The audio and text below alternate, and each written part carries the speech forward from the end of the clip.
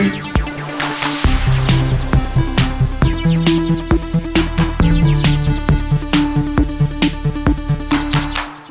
up, everyone? Welcome to GameFace, episode 384 on Sifted Games at sifted.net. I'm Shane Satterfield, your humble host for the next couple hours of awesome video game discussion. And as always, alongside me to do that is Matt Keil. Welcome to the desert, Matt. Mm-hmm. The little barren wasteland with no video games. It's war. It's crazy. War never changes. Yeah. Just like everybody else, we're working our way through this incredible dry spell here in the early part of April. We're not alone. It's the mid-late April at this point. It is. Well, it's what, the 15th, right in the middle. It's tax day. Yesterday. It is tax day. Or yesterday. Today's tax day. Yesterday. Yeah. Did you get yours in? No, I have an extension. Oh, you do? You got a good account? Yeah. I had in Chronicles yesterday. Oh, you did? The physical copy. But the codes are supposed to go out. Well, doesn't it go up on Game Pass here in like a couple days? No, I think it does. On the 23rd. Oh, the 23rd it on comes Game out on Pass. the 23rd, but the codes for the backers get sent out on the 18th. Okay, gotcha. Unless you're on the Switch. And then what's up? Switch physical version. Well, I think the digital backers get them that day for the Switch, but the physical version of the Switch version was pushed to like June or something because of manufacturing delays. I think because of the Chinese New Year. So people who backed only the physical version of the Switch are going to get a digital code on launch day. Okay. And for some reason and then they're going to get their physical copy like 2 months later. For some reason, a lot of people are very irritated about this because I guess the digital only backers are getting them like 2 days sooner or something. I'm like, I don't even know if that code's going to work until the 20th anyway, because that's the early access period. So who knows? No one's ever happy. I mean, I can kind of understand if you've been backed something years ago and it's finally here, and then they don't distribute it to everybody on the same day. But they're doing it. It's not a big deal, though. They're doing the best they can. Yeah. I mean, the Switch manufacturing problem was not their fault. It was just scheduling at the factory. With crowdfunding stuff at this point, I feel like if it comes out at all, you should probably be happy. I mean, crowdfunding is generally pretty reliable for like major stuff like this. It feels like a lot of the cautionary tales have kind of subsided. No, I mean, for major companies or like reputable people, they're generally not. I mean, the Star Citizens are long. Yeah, that con can only work so many times. And then you've got like small people. You have like one guy developing. Like there's that Starship Simulator or something just went up on. I'm a little skeptical of that, but like they actually got a working thing in place at least. Yeah. These are the Suikoden people. They know how to make a game. Yep. But if it's like one guy who's like being like, I'm gonna make the greatest circus simulator ever coded, you're like, yeah, I don't know if I will just wait until that's up on Steam. Thank you. Yeah. Because that's the thing about like the FOMO isn't as good with video games because it's like. Video games come out like you have to play the same thing everyone else got to play no matter what. It's not like a board game where it's like you get the special miniatures and the gold foil cars and like they do all that stuff. Video games like you get stickers and like, they probably should give away like cosmetics to backers. Like sometimes they do, but it's like that's extra work. You know? And it's useless. Like how many times do you look at the cosmetic thing you got for a pre-order or whatever? I don't even use the code or whatever. Like it's I buy physical games. There's always like a little piece of paper inside that has a code for. I don't even input it. Like I'm just like I don't need it. Well, it's just like it's always some like weird little thing that's useless 10 minutes into the game, and it's like okay, whatever. But yeah, I was even the Kickstarter for the what was it, Pistol Shrimp games, for the unofficial Star Control sequel. Because they did Urquan Masters, which is a lot of fans consider the real Star Control 3. So this is a sequel to Urquan Masters called I can't remember. It begins with an F. Free Space or something like that. Free Stars or something like that. It's already got its goal in like 10 minutes. It's wow. But it's basically Star Control. It's Star Control with modern tech, right? But all the basically you can get the game for like $50. You just got $50. You get a digital code or a physical copy for like $60 and shipping or something. But then like there's levels that go up past like into the hundreds, and those are all like you can get a star map, physical star map. You can get a lore book. You can pins and stickers. It's all just extra crap. Yeah. And then like you get high enough, you get to help design alien ships and have your name in the game and all these things like that. But like those are the extras for a video game thing, and there's only a certain limited number of people that are interested in something like that. Because it's like if you don't back this game when it comes out and because I guess they said it's been in development since 2021, so it's probably like next year, the year after. it'd come out, you're going to get the same thing as someone who I backed it, but you're going to get the same thing someone who backed it got. Yeah. You know, the copy of Eiyuden Chronicles that arrived in the mail is exactly the same physical disc. Yeah, people are going to buy. PS5 game that you'd buy at a store. There's no difference to it. Yeah. Doesn't say Kickstarter edition on it or anything. Yeah. It's just the same.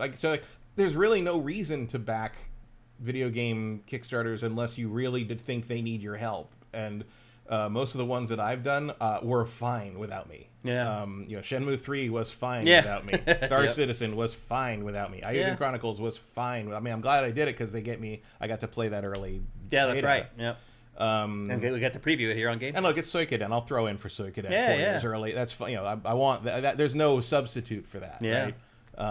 But yeah, it's just you got to know whether you're looking at a reputable place or not reputable place, and if it's like a place that's has a proven track record and resumes you recognize and stuff like that, that's one thing. But if you're looking at some company whose name you never heard of and you look it up and it's like some guy and his children running out of a garage, you might want to wait and see. Well, Skybound yesterday announced a crowdfunding for a AAA Invincible game. Yeah, I saw that. I mean, Skybound... $1.5 I think, is the total they're asking for. Yeah, I mean, that Skybound doesn't really have the capital to do that, so that makes some sense. It's more to get it off the ground, I think, and get interest from and then get other investors outside. involved. Yeah. But it's a lot easier to get investors interested when you've already got something to show them. Yep, absolutely. So yeah, it makes sense. I mean, there's other like Simon is a board game company that basically has now started using a crowdfunding platform called GameFound as a pre-order station. Oh. Like they literally say, "We're making this game, pre-order it here." And some people think that's a way not of camouflaging the. Some people think that's not okay. I think it's more or less fine because it's like it actually puts another entity kind of there for like sort of reliability and accountability outside of just pre-ordering it on their own site, right? And it gives you a little more transparency, and it means the thing's done sooner. Yeah, because they're already working on it. It's already their stuff generally you order it basically on a crowdfunding thing, but you get it a year later. Yeah, like clockwork. They are a very big company, so I don't really mind that. Yeah, I don't either. Like if you're willing to, I was going to spend the money anyway, and you lock it in. It's just a pre-order. Yeah, makes sense. For actually limited, it's different because I used to hate pre-orders on video games because I was like, well, just give me the game. I'm not giving you my money because I was giving money to GameStop or Electronics Boutique, not Nintendo or whatever. And so I didn't like that. I'm like, you're making money on my money that I gave you months in advance, so you shouldn't get to do that. Yeah. This is different because you're giving it more or less straight to the company. Yeah. The cutting out the middleman. Of course, that's also why GameStop is dying, because cutting out the retail middleman is sort of the thing everybody's doing. Can't say I'll miss it too much, Matt. No. Like, bye-bye. It was not. I had some good times at GameStop back in the day, but it's outlived its usefulness. I don't think I did, really. I have good times at other game stores that were not... Launch events, I had good times. I guess so. I don't know. Those days are long gone now, though. No, I haven't been to... The last time I went to a GameStop was like right before Christmas... Not last year, but the year before. I go every Christmas to buy stuff for the nieces and nephews. Well, I had to go get a copy of Midnight Suns for someone because I knew they'd like it. Yeah, you've told this story before. And it was like going into a war zone. Like it is. It's crazy. Yep. Well, there used to be like 20 GameStops in this city, and now there's like 2. I know. Yeah, there used to be 10 on the west side alone, and now there's 3 on the west side. I remember going up to the one in West Hollywood, the Santa Monica La Brea one. Mm-hmm. Like where most of the launch events, where that's like Arkham City and all the big launch. You pass 3 other GameStops on the way there. Not anymore. No. Different. Hey, everybody.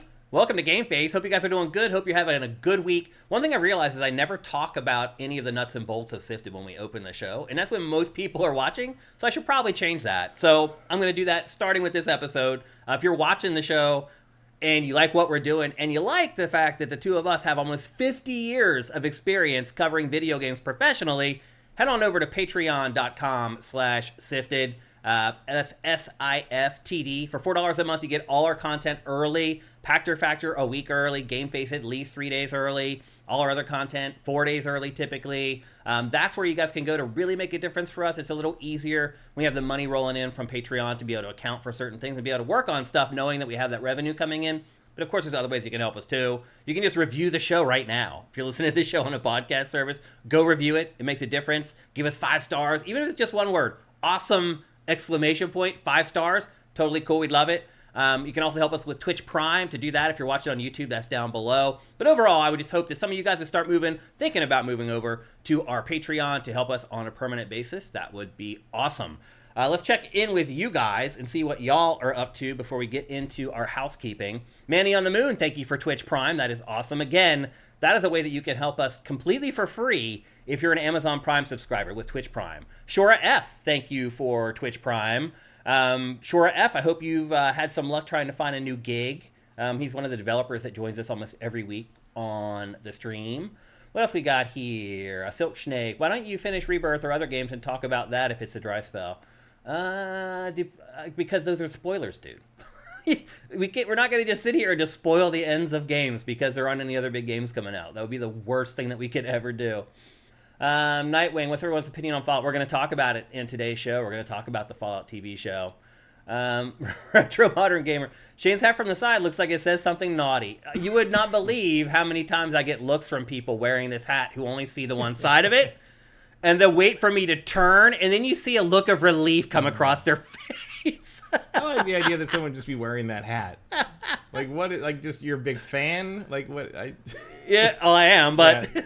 Or but yeah, you can see, if you can only see half of it, it leaves a little, and then I turn. It's pretty funny. Slowly I turn. Niagara Falls. I see it out at restaurants all the time. If we just go to some casual restaurant and I'm sitting there, I'll see people across the restaurant like straining to look at my hat, and then I'll just slowly turn, and you just see their face be like, "Oh, thank God." It's so funny. Anyway, what else we got here in our chat before we get going into housekeeping? Mighty Pony Girl called out the opening music, the pre-stream music. Yes, it was Bowery Electric. I never guessed anybody in our stream would know who that was, because not only are they a really obscure downbeat group from the UK, they haven't made any new music in like 15 years. So Mighty Pony Girl, first time chat, by the way. What a way to enter our chat, by knowing Bowery Electric. Hoover Phonic, Mighty Pony Girl. I think you thought that's what it was at first. Welcome, by the way, to GameFace. We're here every Tuesday at 1 p.m. Pacific, 4 p.m. Eastern. Join us next week as well. P-Tor91, thank you for Twitch Prime. We got any more? Lizard King, thank you for subscribing at Tier 1.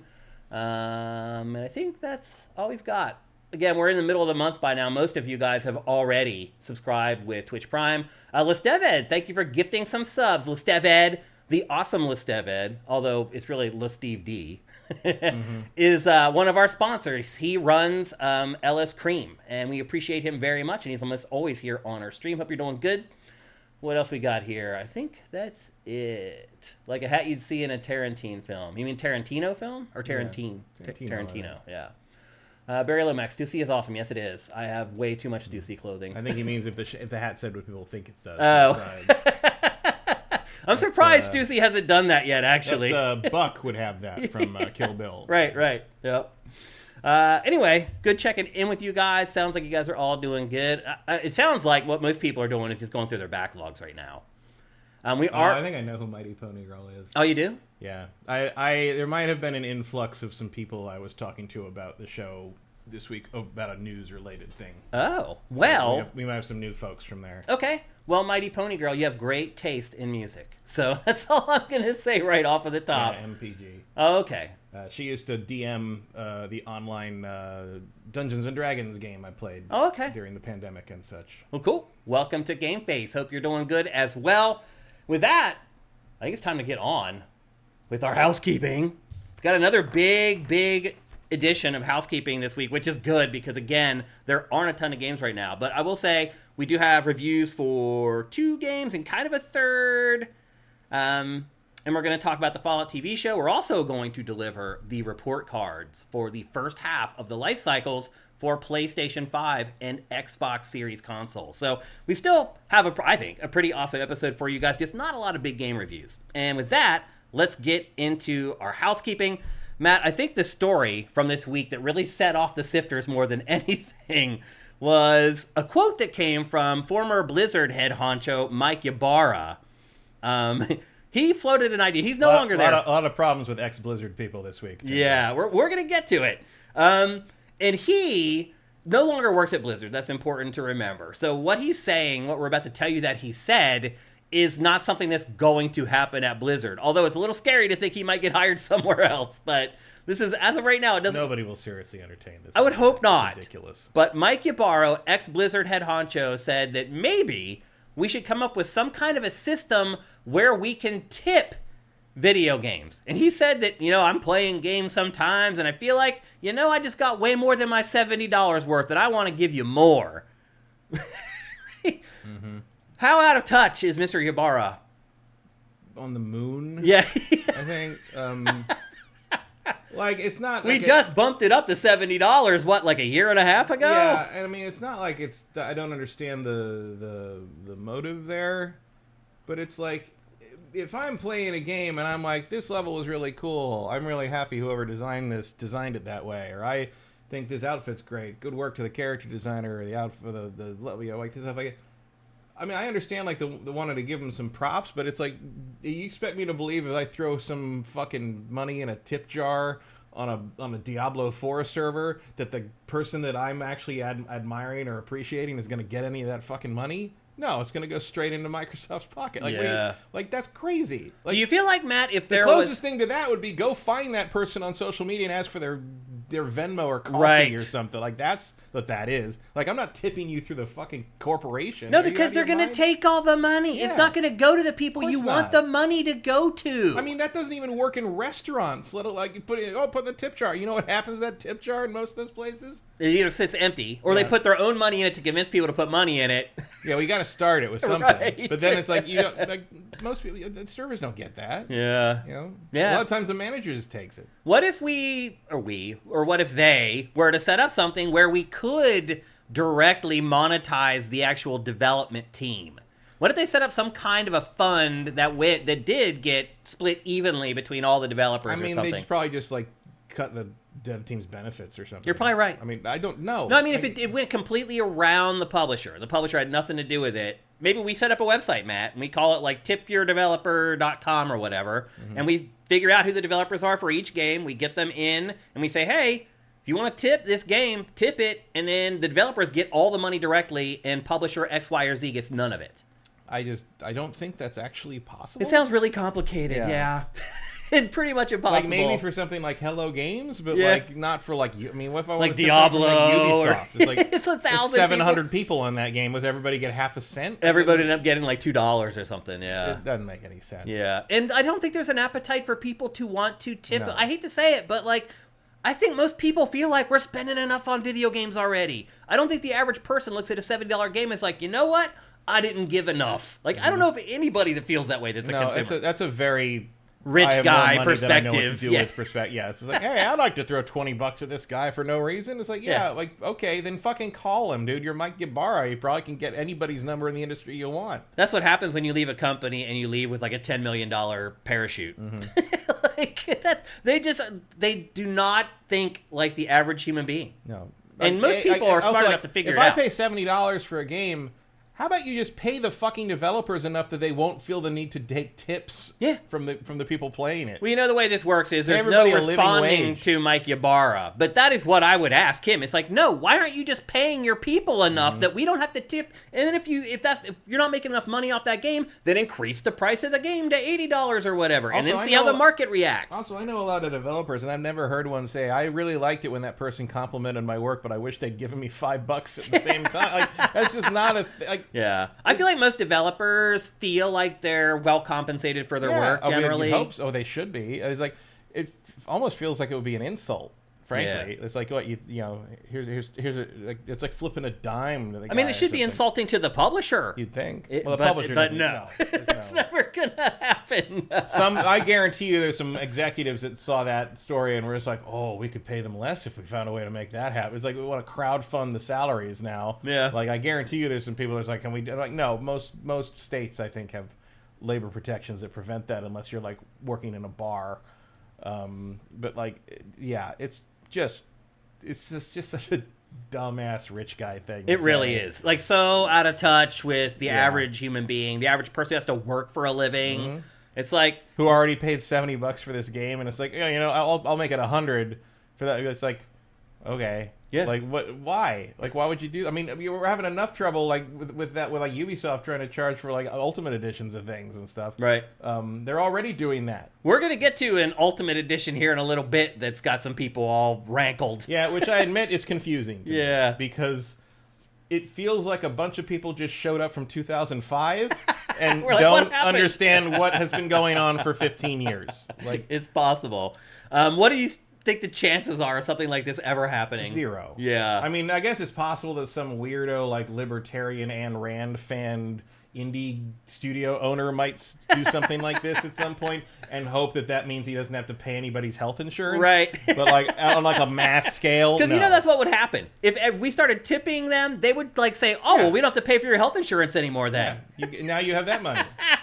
They would find a way to make this good thing that happened even out. Yep. Or make it horrible. Yeah. Because I'd rather have healthcare than a bunch of gamers Yeah. tipping me money. Let's just be honest. Yeah, reliability is better than that. Yes. No, so outside of something like that, like, and I don't give that a non-zero chance. Like, there's tons of little studio owners who would love to try something like that because a shocking number of them do seem to believe they are John Galt, but thankfully they don't talk as long as he does. But like, yeah, it's real dumb. Silkshake says, "I consider buying a battle pass in Fortnite or Overwatch a tip." Yeah, I mean, I guess you can look at it that way. I think that's the closest thing you can look at, especially. I mean, yeah. Yeah, Vincent says, indies already do this. If a $20 game has a $3 DLC that gives your character a hat, that's clearly a quote-unquote support this game more outlet. Yeah, it's a way to help out. But you're giving money to the corporation in that case. You're not going directly to the developers. Unless it's a direct, like, you know, like Dave the Diver, yeah, you're giving money to Nexon. But, like, something else like... AJ says, "I tip the server cash directly." That corporation still gets that money, AJ. They have to put all that cash in a they put box it in a box or a fund, yeah, and then it gets and they split it at the end of the night. In some cases, and in the best case scenario, they're dividing that up also among the kitchen staff. Yeah, because because they're busting their ass. Back of house. Yep. So like, in a good situation, that's fine. But yeah, I mean, also cash is always better to tip with. That's true. Yep. I mean, one way or the other, the less you can let anyone track how much was tipped in any kind of digital way, the better, usually. Faradol makes a good point. Only the times I've ever thought I should give this game more money is when it was free to play and doesn't lock content behind payments. Yeah. There have been times where I played free to play games and I was like, you know what, I probably haven't given enough to this game for like I did that with League of Legends at one point. I had played it for like 4 years and never spent a penny on it. And then one day I was just like, you know what, like, Riot has earned some money from me, and I just gave him like $30. I did that with like Marvel Heroes. Yeah, like that by the ex Diablo people. Actually, I thought I was pretty happy to give them money for stuff. Yeah, they just added stuff all the time. Honestly, I would do the same with like with No Man's Sky, but they don't put anything up for money. Like, you can't buy anything. I mean, I guess you just buy another copy of it. Yeah, but, like, or buy a shirt or something. That's one thing I will do too. Is like, I'm trying to support people, I'll just go buy some merch. That's usually a good way to do it. If you're not concerned about you already have their products or whatever, and there's no way to just tip them, go buy some merch. That's usually a good way to support. Yeah, I mean, it's like, I guess there in the world of Patreon, there is sort of an impulse to like, why isn't everything like this? Where it's like, I see a YouTuber that I really like their stuff, I find them and I watch some videos. I'm like, oh, this guy's really good. I'm gonna go subscribe for $5 a month. Yeah, like that feels pretty good, I guess. So like, I guess maybe some of what he's saying there is like an extension of that feeling. But that still feels like a weird rich guy thing where it's like he probably like where I was like, I subscribe to 45 Patreons and now I'm like, oh, I should do this for everything. It's like, well, not everything needs to extend out to, use cases don't need to be universal. It's fine. It is an interesting algorithm socially to think of, like, what does it take to put you over the top to pay? You're right. It's the same thing with us. It's like, there are people on YouTube who have watched thousands of hours of GameFace, literally thousands of hours, and still won't pledge. It's like, what does it take? I guess everyone's different, it's how you're raised and all that stuff comes into it, and so it's an interesting dynamic. Yeah, I mean, it depends. Like, there's that. I do that with YouTube stuff, but then like if an ad comes up on YouTube, I get furious at it. It's like I don't want to watch 15 seconds of a dumb ad, but I'll give you $15 a month to not watch it. But I don't want to give that money to YouTube Premium. I want to give it to the actual person. Yeah. Although from what I understand, YouTube actually is shockingly one of the most generous revenue sharers. Oh, really? That like if you subscribe through YouTube Premium, it will actually distribute your subscription fees mostly to the people you watch the most. Okay. So I'll say this, at the end of the month, it's really hard to tell the monetization stuff with YouTube. Like, yeah, they give you this crazy report, you look at it, you're like, okay, I mean, we're talking, I'm just going to trust you on that. I mean, we're talking about, like, people that get millions. Yeah, it's, of course. It's like, you know, it's a lot easier to understand. Like, if you're Mr. Beast, I don't think there's a lot of questions. No, they can clearly see where the subscription revenue's coming in. For us, it's like a couple dollars or whatever, so it's hard to track it. Yeah. But anyway, yeah, I think this is just another case of a rich dude not understanding how the plebes live and how the plebes feel, honestly. And so I guess not remembering his time in the trenches. Right. And that's really the truth of it. I mean, look, some of these people come from money. You know, they lived silver spoon, went to the best college because their dad went there. Like, some of these people have just had it on easy street from the day where they're born. A lot of people don't. A lot of people were like me, you know, and just started with nothing and just fought their way up or whatever. Those people are the ones that it's really hard for me to understand how they can just forget, like, where they came from. I don't know what the story is with Mike I don't know Ibarra, what his story is. I mean, it's not like I came from, you know, nothing, but I did work retail for 13 years. You worked most of your life, yeah, even though you didn't really need to. And you know, and that shines on your parents. Like, your parents instilled work ethic in you. It was in you that I should work. I should do something productive with my life instead I also of just get bored easy. Yeah. But there's that too. Yeah. You know, I was able to finagle it so after 13 years of retail, I got to do something for 13 years that I really wanted to do, which was TV about video games. But like, I will never forget the 13 years, you know, working behind counters. Like, dude, I worked in an automobile carpet factory. It was 115 degrees, and they were boiling carpet in there. So there's steam coming up out of these kettles that are the size of like train rail cars. Like, I worked in there for a year, and I was like, that's it. I'm going back to school. I was on the dean's list every semester after that. It taught me a valuable lesson. I'll never forget where I came from. I never did work food service because that seemed too disgusting. Me either. I knew. I could never be a waiter. I would just tell someone to F off, and I'd lose my job in like 2 days. So I keep respect for those people because Me too. I know I would not have lasted a week. That's why I tip well, and I hear you. Okay, let's move on to the next story in our housekeeping, and this is the one that I hinted at a couple minutes ago. So this week we got the information on the different versions of Star Wars Outlaws that are coming out. There's like 3 different versions. There's a base version, and they get more expensive. The one thing I would say, Matt, is like it feels like the day of spending $140, $200 on a special edition of a game and getting like a really awesome statue or some other physical stuff is like gone.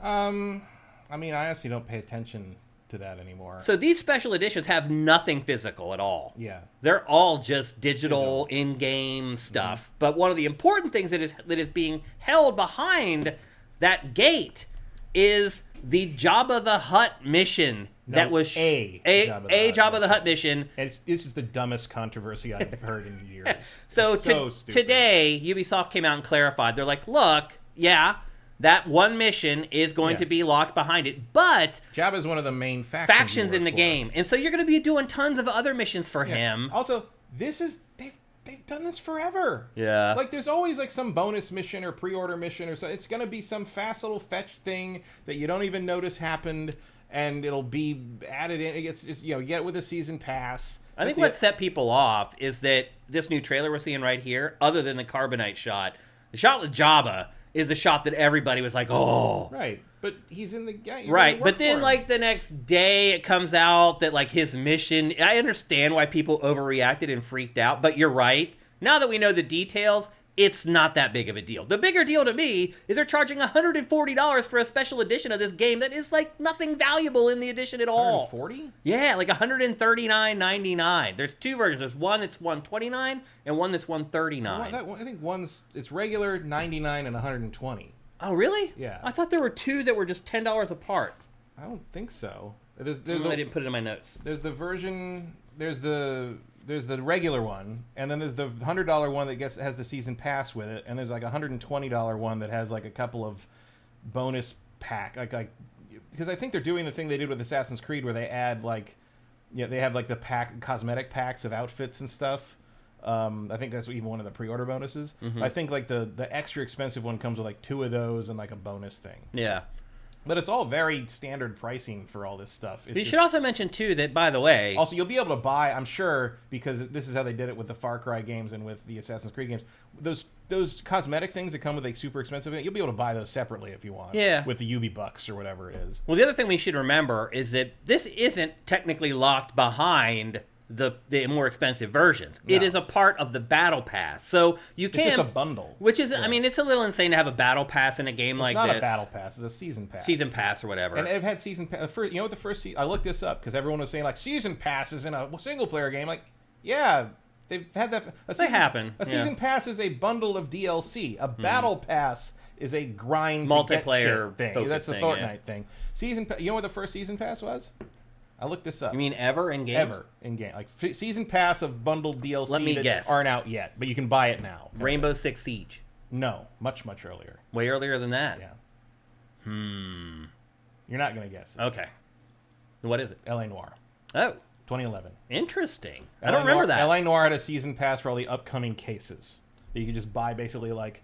You know, you basically paid up front and you got them all as they came out, and they called it a season. That's not the first time a game did that model, but it's the first time it was called a season. They used pass. the name. Interesting. Who would ever guess that was the game?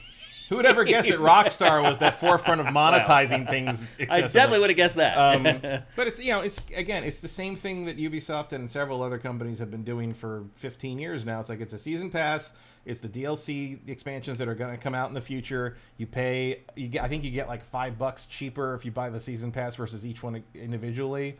But there is kind of a battle pass in this because you unlock stuff as you play, and the Jabba the Hutt mission is unlocked, and just through play. But you don't get it immediately. You have to play through the game to unlock it, but eventually you can unlock it for free, is what I was getting at. That's not what people are screaming about, though. No, people are screaming because they don't realize... They think that it's not in the game if you don't have the season pass. Right, yeah. But you can unlock it through play, ultimately. Who knows how long it takes you to do that? We don't know that yet, but it technically could be free. Somewhere in there. Yeah. I don't know what the point of unlocking it early would be. Yeah, until it makes sense, within the context of the plot. I think Vincent's right. The job is in the game, but the mission isn't. Unless you have the mission's not in it. Yeah, the mission. Yeah, it's the one mission. Yep. Yeah, but it's not in it unless you buy the season pass. Otherwise, you'll be doing other missions for Jabba, just not. But it is there, even if you don't pay the extra for the extra versions. That is not how they've done it in the past. Yeah, well, that's how they're doing it in this game in particular. That's weird. It is weird. That's why people are freaking out. And so today, Ubisoft tried to clarify, and their statement didn't satiate a lot of journalists. I know that. A lot of journalists who reported on Ubisoft's statement today were like, "That's not good enough." Why? Yeah, because I think the mission is DLC. It's not in the game unless you buy that season pass. No, it is supposed to be in the game. Even if you don't spend the extra money, you're supposed to be able to play that mission without paying extra money. Well, then what's the point of the DLC? Well, you can get it right away instead of having to wait to earn it, basically. That's not a reason to spend money, though. I mean, they've done things like that in the past, but the missions are not available unless you have the DLC. Yeah. Well, in this case, they said their initial messaging was that the chat's saying that missions lock DLC. So wait, you can't play it? You can't earn it? You don't get that mission unless you buy the season pass. That's what I'm understanding. You've got to pay for it. Really? That's how those missions have always worked in the past. I understand that, but I thought that's why people were freaking out, was because they're doing things differently. No, they're freaking out because they thought it was the only time you ever got to interact with Jabba. Oh, wow. And so it was locked behind a paywall. Okay. I didn't realize that. No, this freaking out was that the only time you get to talk to Jabba and be in Jabba's palace is if you buy this DLC. They didn't realize he was a part of the faction. No, that was the clarification they put out today, was that Jabba's a normal faction. You'll be dealing with Jabba no matter what. You just won't have this mission. That one specific mission. Pass. So you'll never get to play that mission unless you pay. Unless you buy the season pass. Yes. Wow. That's very standard with Assassin's Creed and Far Cry. I mean, I'm hoping that the mission is something inconsequential and stupid. Because if it's a big mission, it's not a big mission. It'll be if it's anything like the other things they've done, like the Alibaba and the 40 Thieves thing and Mirage and stuff like that. It's just going to be a little thing where you go in a little side place and get a nice little item, and that's the end of it. And I think the premise seems to be that the droid, your droid friend whose name is the number I can't remember, the commando droid guy with a trench coat on, he owes Jabba for something, and you have to go do something to pay that off. That's it. I don't know what it is or what you're doing. That wouldn't be a big deal then. No, it's almost certainly like a little minor thing. I mean, I know it wouldn't be something pivotal to the story because you couldn't do it that way. It has to be something that's not that significant. It might be something like fun or whatever, but it's like, but it's not going to be vital. And you're not going to earn something in that mission that's important that will help you through the game. But it's a single player game. You know what my guess is? My guess is that you'll get the thing you have to do is going to end up being something related to Return of the Jedi. Like it'll be some callback to some that fans will really like. Yeah, it'll be right. You'll need to go get the mounting brackets for Han's carbonite thing or something and put them on the wall or something. It'll be some little reference to something. That would be what I'd guess. So basically this is just another case of everybody freaking out over nothing. Pretty much. I mean, I didn't see a ton of that, certainly in comparison to the weirdo chuds who are screaming about how the main character's ugly, which is insane. Well, they can go play Stellar Blade. Yeah, I mean, have fun with that, I guess. Yeah. I don't get it. She looks like a I never look at video game characters and I'm like, and judge how attractive they are, and let that impact whether I'm interested in playing a game. No, and I can't figure out if this is like a bunch of people who always did that and are just now speaking up about it, or if it's just a bunch of morons who got grifted by these idiots who are looking for clicks. Because look, I don't think it's a coincidence that I'm seeing way more whining about the season pass, battle pass nonsense, or the locked DLC thing, or the characters ugly. All this stuff is not new. Season Pass has been around for 15 years. DLC has been around for longer than that. We've lost that battle. And the DLC expansions are big. They're like the usual Far Cry or Assassin's Creed. They're big story editions. There's going to be 2 of them.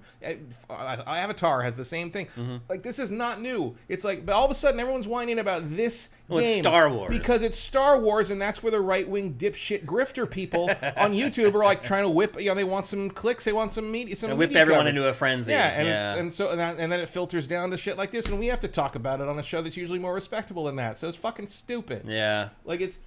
And like I said before, Star Wars doesn't need these people. That's why they're so mad, because they know that they don't need it. Star Wars is successful without any of these idiots. Yeah. Who cares? They're just trying to rain on everyone's parade. It's a shame. I'm going to buy the $120 version just to piss them off. I don't care anymore.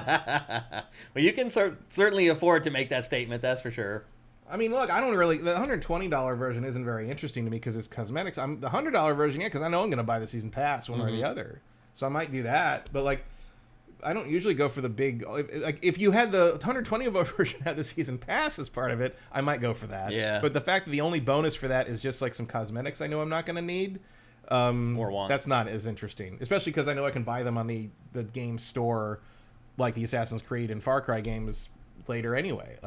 It doesn't save you any money. It doesn't get you anything you wouldn't be able to get otherwise. Yeah. The only advantage in any of it is buying the season pass day one to get the Jabba mission. Right.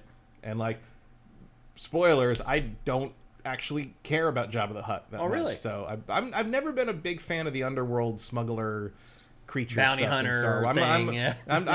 I never liked it either, honestly. That's the least interesting part of Star Wars. I agree. Yeah, I'm right there with you. I feel the same way. Outlaws is about the least interesting major pitch for a Star Wars game you can make, but I'm going to play it because it's Star Wars. Yeah, I mean, it looks really good. Yeah. I like Ubisoft open world games. It's all in my wheelhouse. Yeah. It's just I wish he had a lightsaber. I'm a Jedi nerd. I'm sorry. What are you I hear you. I think most people feel the same way. So there you go. That's another much to do about nothing that happens in the gaming industry at least once a month, it feels like. False outrage. And you're right, a lot of it is driven by YouTubers and influencers and things like that looking for things to get people angry about because they need their views for that week so that they can hit their ad revenue, blah, blah, blah. It's all an evil game, really. So anyway, don't freak out about Star Wars Outlaws. What's happening there is not as bad as people led you to believe. Mm-hmm. Next up. If you really think it's that expensive, just wait 4 months and get it for half price. Yeah. Next up, so we've all accepted at this point, even yours truly, that E3 no longer exists and it's never coming back. And everybody was just like, okay, well, now Gamescom is the new E3. And I think we all just kind of accepted that because Gamescom's a good show. And one thing I would say about Gamescom in the past is that it hasn't shown a lot of exclusive stuff because it was so close to E3. And so now I have hopes that Gamescom might turn into something at least a little bit different where they start showing some of their bigger reveals and things like that. Well, we just got news yesterday that one of the big three has now decided to ditch Gamescom. Nintendo is not attending Gamescom in 2024. Nintendo continuing to be the France of the game industry. Where the rest of Europe is like, we're going to do this. And France is like, well, we're not going to. Yeah. We're going to have a sandwich. Yeah. And some of the stuff France has been doing lately is good. Oh, yeah. It's not always a bad thing. Yeah. In fact, that comparison still holds to Nintendo here to me. Yeah. Actually, you're right. Because Nintendo and I think the others are slowly realizing they don't need these big shows. So I guess that's my question here, Matt, is this the first step towards what just happened with E3? Because what happened with PlayStation was the first of the big three to not show up. I think it's the first step in that regard in terms of like major publisher participation. But I don't think it's going to be like the end of Gamescom because Gamescom has always been a public focus. It's a consumer focused show event. Yeah. So like even if the big three pulled out of this, you'd still have reasons to go. Yeah. It's not like E3 where it's a corporate event, and if you don't have the corporate, there's no corporate, there's no event, no show. Yeah. Whereas Gamescom is not that. Yeah. It's like all the companies could pull out of PAX, but people would still go to PAX because the point is to be there and play games and hang out with people. But if you think about E3, like PlayStation leaving, I don't have empirical evidence to support this. It's just anecdotal from being in the industry for a while. It did feel like once PlayStation left, it gave the green light for the other guys to leave, even the third-party guys to leave. Well, I mean, a couple of third-party people had already left. Well, we had lost EA already. Left, and Ubi was thinking about it. But they're still there. Konami was barely there, but that was sort of Ubi was there till the end. But EA left. Bethesda had already said that it wasn't going to do E3 again, even though I think it was there till the end. Yeah, it was mostly there, but I mean, there were places that had closed booths. Activision had stopped going already. Well, Activision didn't even barely have a presence for the last their E3 years. Presence was weird. It was a big booth you couldn't even get into. I could get into it, but you just go in there, you're like, why are we all trapped in this room where it's hot? Yeah. And you have all this space out in your booth that nobody uses. I remember the year they did, it was Fall Cybertron. And it was just like a big monolithic booth, and you kind of walked in these tiny little rooms, like a big black monolith. You just walked in and had a little meeting in this tiny little room, and then you left, and you're just like, so the booth was basically just a bunch of little cubicles with a anvil gigantic building around it. It was very weird. It's very weird. I hear you. Like there was nothing to look at or be engaged with unless you were there for an appointment. Yeah. But it seems antithetical to having a booth on the floor. Yeah. It does feel like when one of the platform holders leaves, though, I think the third-party guys are like, wait a minute, like, we're making games for PlayStation, most of our games for PlayStation, and PlayStation isn't going? Maybe we need to reconsider whether we should go or not. Yeah.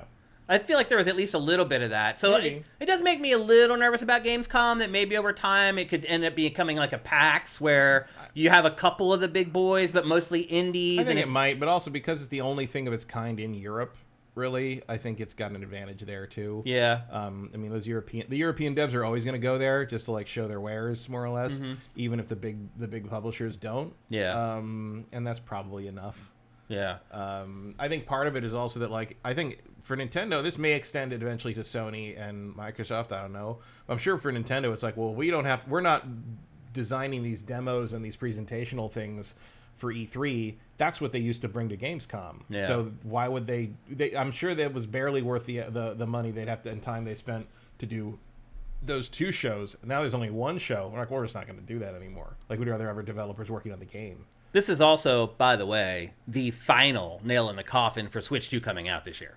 Oh, now it is ironclad, 1,000%. Switch 2 is not coming out in 2024. It would be at Gamescom if it had hardware coming out in a month or two. Most likely. So but I would argue that we will probably never see the Switch 2 at a physical event before it comes out.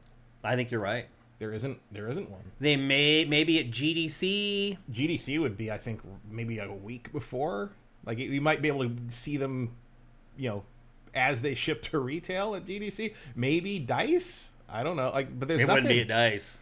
I mean, maybe you could have like a bunch of kiosks people could touch at the Game Awards. But that's it. I don't even think they'd bother with that. I don't either. Nintendo would not do that for some event that's not controlling. Yeah. You're right. We may never see the Switch 2 or whatever it ends up being called in person before it is released. Well, I mean, I wouldn't either. Anyway, but like, I mean, there'll be press hands-on and stuff, but like there won't be an event, I wouldn't think, outside of an event that Nintendo holds themselves. Yep. So anyway, just something to keep in mind. Even now, Gamescom is starting to get affected by these publishers deciding that they don't need in-person events anymore. It's interesting and a big shift, but when the industry leader does it and doesn't pay a price for it, the other guys are going to be like, maybe we don't need to be doing that either. So Something to keep in mind, Nintendo will not be at Gamescom. Hopefully, it isn't a domino that's like the first one that falls that knocks down a bunch of other dominoes, but we'll see how it plays Nintendo doesn't out. dictate how things go in that regard. Yeah. They've always been... It's more PlayStation. They've never been super committed to Gamescom or any show. Yeah. I mean, remember their presence has been small at Gamescom, generally. I mean, they never even went to TGS. Yeah. You know? They never home have. turf. Yeah. Well, they used to do their own They show. did Space World for a while, but then they just didn't do anything. No, they didn't do anything. Well, then they tried to do... They did a secret Wii showing that one time. Yeah. Of the well, they tried to Revolution. do that thing in Tokyo, and remember, like, somebody called in, like, a bomb threat or something? Like, what was that, like 8 months ago or something? They just arrested the guy that called in the bomb threat. This past week, they caught him finally. So... But anyway, yeah, you're right. Nintendo just doesn't seem like it's too interested in doing big events anymore. And we'll see if that trickles down to the rest of the industry. What is Meteor 316 talking about? Tell Pactor I'm not lazy or stupid? Oh, one of the lines in the latest rounds of Pactor Factor, he's trying to get people to subscribe with Twitch Prime. And he says it's so simple. Like, even my mom does do it. It is really simple. But he's basically saying, like, if you're not going to spend 3 seconds to give us $2.50, like, you're either lazy or you're stupid. Don't be lazy or stupid. Spend the 3 seconds to give us $2.50. I went looking for it the other day, and I couldn't do it. The free subscription wasn't there, and I went looking up what was going on because on my phone, on my web browser. Oh, on the web browser. On the web browser on my PC and on my MacBook. It wasn't there. Weird. And so I looked it up, and apparently it's just an issue that happens sometimes. They said unlink your Twitch account from your Amazon Prime account, and then relink it a couple days later and see if it works. No one's going to do that. Did you do it? Did. Thank you. But I haven't relinked it yet, because it's been. But like today, I'll try it again. I would not expect any of you to do that. I haven't had any problems. But apparently, that's just Twitch. Twitch sucks. I mean, Twitch is just a. My biggest issue with Twitch Prime is that it's not exact, like when it turns over. So you can like subscribe and then put a reminder in your phone for 30 days later, and then you go back 30 days later, and they're like, oh, it's not for 11 more days till it turns over. You're like, wait a minute, that's 42 days. It's a very weird system. Yeah. But anyway, I appreciate you guys jumping through the hoops to do it. Once you set it up, it literally does take 3 seconds, unless you're an anomaly like Matt, where it just wipes out everything. Oh, is it only when you're live? No, You can do it anytime. Seem right. The big problem, really, though, is that you cannot give us Twitch Prime on your phone. There's no way to do it on mobile unless you use the web browser on your phone and don't use the app. The app will not let you give us Twitch Prime. Well, certainly not on the not on iPhone. Yeah, because otherwise they have to pay a cut of it to Apple. Right. There you go. Anyway, just something to keep in mind. Nintendo is bailing on Gamescom. Hopefully, it doesn't have ripples throughout the rest of the industry. Next up, we got some, I would say, some good news, but not particularly surprising news. We finally got some information. Motive has been working on an Iron Man game, Matt. And we finally got some information on it. EA Motive. I knew this. It's an open world game. Yeah.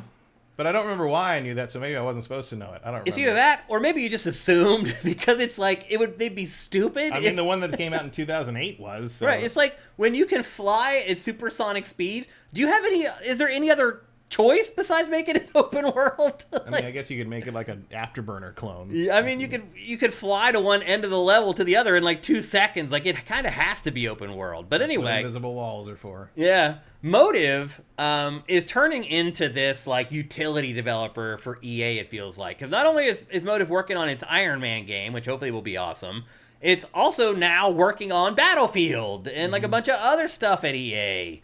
And I'll say this. I get a feeling that almost everybody at EA is working on some form of Battlefield because they really don't know what to do next with that. I will say this. Motive hasn't been around that long, Matt, but it has already proven that it is very versatile. And it can create compelling products in a number of different genres. So I can understand why EA is basically trotting Motive out on all its projects at this point. It feels like EA is kind of turning in a little bit like Ubisoft. Where it's like, hey, we're finishing up this game. All hands on deck. Let's bring a couple hundred people over from these other teams to finish up this game. It feels like... beats actually paying people. Yeah, exactly. Let's just overwork them so that their work suffers. But how do you feel about an open world Iron Man game, Matt? Sure. I mean, that doesn't matter to me so much as like the fact that trying to make it play well. Yeah. There's Iron Man can do a lot of things, and finding a way to make those all work smoothly in a control scheme is not going to be an easy task. He was one of my least favorite characters to play as in Marvel's Avengers. His melee combat felt awkward to me. I could never figure out the good combos to use with him. Everybody's melee combat felt awkward. Yeah. But I don't remember. I didn't use him much in that, which is weird because Iron Man is one of my favorites. So I'm usually going to gravitate to to him. Like, if you're going to talk about the original 6 Avengers, like which one's powers you want, I'd probably take Iron Man's suit. Yeah. Everything else seems like a hassle. Yeah. Well, especially since like Black Widow and Hawkeye are just really good at things. Yeah, you're it's right. Like, yeah, they're like Hawkeye's too much practice. This is Yeah. getting the suit and fly. Yeah, yeah. Which you would think would take us some practice. He gets it in a scene or two. Yeah. I can fly. I'm good. I think an open world Iron Man game would be awesome. By the way, what we're watching right now is Iron Man VR, which Matt also really liked. I liked it. Okay, I really would like to play it on the PSVR 2 with load times less than 3 minutes long. or something. Yeah. Like, maybe Motive could. I don't remember. EA didn't have anything to do with that one. No. Somebody update that one for PSVR 2 would be nice. It'd be smart because they spent a ton of money on it and nobody bought it or played it. it. Came out pretty late in PSVR 1's lifetime, and I don't think you could repackage this as a PSVR 2 game and nobody would really notice. It feels like a no-brainer to me. But also, nobody really noticed because nobody cares about PSVR 2, including Sony apparently. So yeah. Well, now they have warehouses full of them and they can't get rid of them. So my guess is around the end of the year, there's going to be a fire sale on PlayStation VR 2. I would recommend that anybody is even considering buying it, I would just wait. Because you may be able to get it for like half price around November, December time. God, was that 4 years ago? What the hell? Yeah, man. Yep. Time flies, man. It's really nuts. It really is. Fallout 3 is old enough to drink this year. I know. It's nuts. It's crazy. No, old enough to drive. Yeah. But my guess is, hearing that this is an open world game made most of you guys happy. I think most people expected an Iron Man game to be open world in 2024. Yeah, you would think. Otherwise, I would suck. In all honesty, I mean, like the freedom of flying. Yeah, you want the freedom to fly around in the suit. And do all that. I mean, hell yeah. I mean, Spider-Man lends himself. If the hero has good traversal, there's no reason not to do an open world. Yeah. Batman, Spider-Man, Superman, him, Hulk. Yeah. Like even Hulk. Yeah. I mean, Ultimate Destruction was really good. Yeah. Well, it was just crazy to make it work. They had to let him like run up walls and like, he could, which I know, but it was a little weird. He jumps miles. And all that, In Avengers, the way they handled him, I enjoyed playing as Hulk because he could jump like a mile. And it was just fun. It was like playing a 3D platformer where you could jump like a mile at a time. Like, I loved it. I wish they would make a real 3D platformer like that, where it's like much bigger scale and you can jump like really far. Like, there's a new idea for a game no one's done yet. There's also jumping Flash, but with more scope. Yeah, that's a good way to put it. So anyway, that's the latest on EA's Iron Man game. We probably won't be seeing that game for 2027, 2026 maybe. If ever. Yeah, if ever, right. It is EA. Don't forget who we're dealing with. Yep, exactly. And now we're back to Ubisoft. It's a big week for Ubisoft, and most of the stories have not been very flattering. This week, Ubisoft deleted a video game, the original Crew street racing game, from people's libraries without telling them. So this is on Ubisoft Connect, right? Yeah. Yeah. Well, no, it's like they're deleting it out of people's libraries because they're shutting down the online component for the game, and it needs it to play the single player. Right, but so like if I have this on, I don't remember where I have this. I think it's on PlayStation. So if I have it on PlayStation, is it gone now? Yeah, it'll be gone. You can't play it. It's like an empty vessel in your library or whatever. I mean, it does make sense because, I mean, look, once you made the decision to make it online only, even for single player, then you got to live with it. And now we're doing the living with it part. Although there is an offline mode apparently in there. People dug into it. And there's an offline mode that just isn't active in the game. I mean, look, who was still playing the Crew? Like it's like okay, like it sucks that they're pulling it down, but it's like it wasn't going to be playable anyway. I have a whole shelf full of unplayable PC games because they were online games. They don't work anymore. Am I supposed to be upset? I think console players are started to deal with this stuff. EA didn't come in and break into my house and take my copy of Earth and Beyond back, but like Sony Online Entertainment didn't like demand my copy of what was that game? Planet DC Universe Online? No, that's still going. It is. PlanetSide? Yeah. You know what I know what you're talking about, yep. PlanetSide or PlanetSide, Planet something. Yeah. But like, that doesn't work anymore. Yeah. Like it's like, I have a sealed copy of Tabula Rasa that's probably not even worth the fucking box it's stored in. I think what's happening is a lot of console players are starting to deal with stuff that PC players have dealt with for a long time. And it's new to them, and they're like, wait a minute. I think a lot of people are looking at it like, I paid $65 for that game when I bought it 15 years ago. and now it's nothing. It's worth nothing, and they're not used to that. Like I think they feel like they're being stolen from. It's like, you stole my game. Like, I had a game that I spent this money for. Now it's worth nothing. Yesterday, it was worth the money I paid for it. I could play it. But you're right. Like, that's just kind of the way. The crew was never worth $60. That's a good point. And it may not even have sold for 60, honestly. I think it did. I think it was 60. Yeah. I remember it. No, I'm just using that for an example. It's Ubi. Like, it's always $60. They always think it's worth $60. Yeah. They probably thought that rollerblading derby game was worth $60 until someone Roller Champions. Yeah. And I think that's just what's happening here. Like, the truth of the matter is like, a lot of these games, if you go back and look at your old catalog, this is probably going to happen to other games going forward. Like, there's a good chunk of my Steam library doesn't work anymore. Yeah. I hid Marvel Heroes 2015 because seeing it in the uninstalled section made me sad. That's funny. But I think this is something we're going to have to get used to dealing with. Like, again, think back to all, and we complained about them when they come out a lot of times. We're like, oh, always online. That's going to suck eventually. And here's the suck. Yeah. But like this is on Ubisoft. But this is also because they integrated the online functionality with how the single player game worked, and that's just sort of Now there wasn't a lot of future proofing thought given there. I mean, there's like some of the Need for Speeds do similar things, not to the extent, but like like Most Wanted and some of the remake of Most Wanted and Hot Pursuit had kind of online things where you could see other people driving around, and those have never when those stopped being supported, they didn't like pull the games from everybody, and you can still play those games. Those features just don't work anymore. Yeah. I don't remember the Crew 1 well enough to know whether or not there were enough features in there that I guess because a bunch of those events were online populated, I guess. Huh? Mm-hmm. Yeah. So like you'd be racing alone. I think it was more like ghost cars type stuff. Like it feels like the Crew could probably work offline fine with a little tweaking. I mean, this is all on Ubisoft. Ubisoft should have developed the game in such a way that if the online part of it went offline, when it came time to turn the servers off, you just flip another switch. And then you can still play it. Like, I'm hoping that publishers maybe will learn from this outrage and they'll start making games with single players that don't need an online. Most people don't know this happened. I wouldn't think. No, you're right. Well, I mean, publishers will know. Publishers somewhat, but it's just like I feel like most publishers don't do this. Exactly. That's the thing. It's like they have enough foresight. And it's like it's one thing to shut an online game. I mean, that happens. Like online games shut down. There's plenty, especially online, like digital only stuff. Like, I mean, go try to play that Predator game again. Yeah. Although I think that's relaunching soon. It is, yeah. Oddly enough. Or like the Friday the 13th game or whatever, which was crowdfunded. That's a bad look.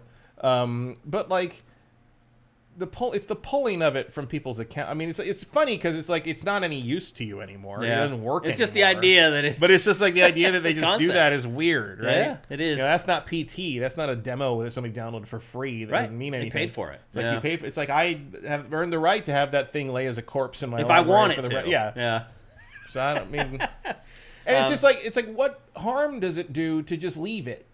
Like, that's what I don't get. There may be some legalese going on there. But I'm sure they're covered in the EULA no matter what, I guarantee. It's like, maybe, are they worried that people are going to get player servers up and running or something? Like, but who's that dedicated to the Crew? Well, that's the other thing in all this, is it's a mediocre racing game that's almost 2 decades old. Mm-hmm.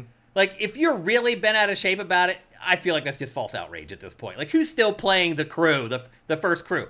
My guess is like 1,000 people, maybe. I thought that came out when we were still. That was the Crew 2. Yeah. I think it's at least 10 years old. Was it 2015 or something? Not 100%. Chat, help us out. What year did the Crew come out? I know it's been over a decade. And when it came out, it was not heralded by critics. So you're talking about a mediocre street racing game that hardly anybody played at launch, but some people did stick with over time, that's now like at least a decade old. So while I do think there's some value in the outrage, again, if it convinces other publishers to maybe re-examine how they're handling their single player. 2014, so it is 10 years old. 10 years old. Fire Native says they're taking the Crew off so they can push players to the Crew 2 and the Crew Motorfest. I don't think that's going to work. I don't think it's going to work. Also, like, good? Yeah. Because those are way better games. Well, Motorfest is way better. Motorfest is a much better game. Crew 2 is not very good, but it's better than the first. It's better than the first. Yeah, for sure. Or just, I don't know, go play Forza. Just put it in the back of your mind that this may happen again in the not too distant future. You may have another. You may have a game in your catalog right now that in a year's time you may not be able to play. Actually, thinking of Forza, maybe there's some licensing stuff. But again, Forza 1 isn't pulled from my Xbox library. Yeah, I just can't buy it now. Yeah. But it's like, why would? Like you talk about unforced errors. It's just like it's like, okay, shut the game. It's 10 years old. No one plays anymore. Shut the game down. But you got to actually multiple people had to initiate the actual action to go pull the game from people's libraries. Yeah. And the gardener could have told you that was going to be a PR problem. Well, yeah, there should have been messaging. They should have sent out emails to everybody who ever registered for the game. Like, they could have messaged it way better. They just literally yanked the carpet out from underneath the owners. But like, again, why bother pulling it from people's libraries? That's what I don't get. I don't know. Again, I think there might be something legally I can't imagine what that would be, though. Me either. Because, like, the licensing for cars and stuff like that happens with Forza, but they don't pull the game from your library. Yeah. You just can't buy it anymore. Right. So unless Ubi signed the worst deal ever, which is possible, but like, which is totally possible. I just don't understand what the point of doing it was. Like it's like you're in a bad enough position as it is, just by having released almost nothing for years and being kind of infamous for bad working conditions and weird shit and not punishing the people that were creating the bad working conditions. And now you're just like, by the way, yoink. You're just like, why? Yeah. Like, why? There's no reason for that. There's no... Yeah, you're right. I mean, Ubisoft is still in a repair my reputation mode, and it's not done it yet. And now stuff like this happens, and with Star Wars, and like, it just feels like Ubisoft... I think Star Wars will be fine, but it's like, just... But there were 2 days of outrage online before people really understood what was going on. Yeah. Some people may not... Now, to be fair, some of us understood what was going on from day one because we actually play video games and aren't stupid. Right. And understand how the DLC model has been working for 15 years or more. Yeah. So I think a lot of that was fake. Yeah. I think a lot of that was people that knew nothing about video games coming in to try to... I think they were sent basically by the Star Wars grifters. Yeah. Who don't play games and don't understand how things work now. Yep. And it's like, I'm not saying that like the DLC models and the passes and all the weird bonus edition things aren't slimy, but we lost that battle. Yeah. Like that's just how things are now in the AAA space, and you can either participate or don't participate, but like, I don't know what you think tweeting about it's going to do, because the answer is nothing. Yeah. Like whoever thought of the horse armor thing in Oblivion is going to have to live with what he did. Yeah. For eternity. Forever, for eternity. Yep. So anyway, if you haven't checked your library, the crew may no longer be there, and it's not coming back. And honestly, nothing of value was lost. Yeah. Yep. 10 years later, I guarantee you got your money's worth out of that game as best you were going to. Yeah. And you shouldn't miss that game. Yeah, it's not very Ubi good. shouldn't be pulling things from people's libraries, but also... Let's get angry about a game that actually wants to be played. Yeah. Retro Modern Gamer says, is Matt's mic on and plugged in? Yes and yes. Can you not hear him? Nobody else has complained about, and we're an hour in here. Are you guys? Can you guys hear Matt okay? I mean, I can see it there. Yeah. His levels are the same as they always are. I hear him. Matt's mic is too low. Okay, I'll bump it up a little bit. But it's the same as it's been for the last, 20 episodes, so... I don't know. I don't want to turn it up too loud, because then we get horrible audio spikes, and the audio just flatlines out, so we got to be careful. Anyway, next up, we're almost done with our housekeeping here. One thing that was a little bit surprising to me, Matt, and I think maybe it's an indictment on an entire franchise that a lot of people, I think, assume is just an easy seller. Final Fantasy VII Rebirth, the sales are tracking well below the expectations that Square Enix had for it. In fact, at this point, it's selling less than half of the first remake. This coming off disappointing sales of Final Fantasy XVI, which to be fair, was a PlayStation 5 exclusive just like this one. Do you think that the issue is that Square Enix is signing exclusive deals with PlayStation for a platform that has not much of an installed base, or do you think that people are starting to lose their interest in Final Fantasy? It's the latter. You think so? 100%. Why do you think that? Because, as I said, I recently learned that Final Fantasy is an old person game. So the exclusivity thing doesn't make a lot of sense to me, because it's like, well, it's okay. So if it was on PC, it would make a third more sales. I think maybe. Xbox is Xbox is but nothing. Nobody buys games on Xbox. Xbox is nothing. Yeah, you're right. And it can't run on the Switch. And it can't run on the PS4. Yeah. And you want them to be all cutting edge, super next gen things. So what do you want?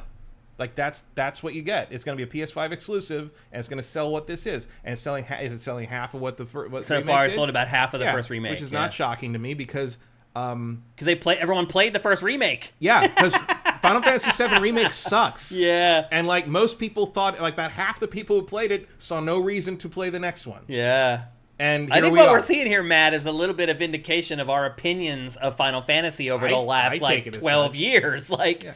Well, here's the thing, and I'm more and more I'm thinking that, and I think the sales of 16 and Rebirth bear this out, because I mean, again, I like 16 a lot, and they did actually say in an interview yesterday, the Final Fantasy 16 team I think said that they had a lot more younger players on that game than they had for any of the other recent Final Fantasy stuff. That's encouraging. Encouraging. Yeah. Because I think one of the biggest problems Final Fantasy is having here is they have made zero effort to appeal to younger and new audiences in 15, 20 years. It's true. Not since Final Fantasy 13 have they tried to bring anyone into the fold.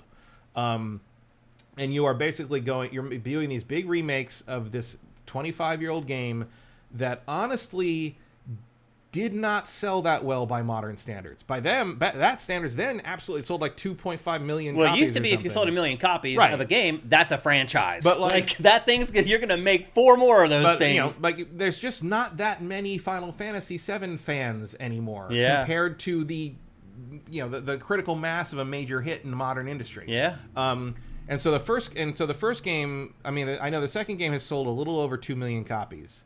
The first game, like since it came out, the first game sold 3.5 million copies in 3 days. Yeah, like the difference in that is astounding.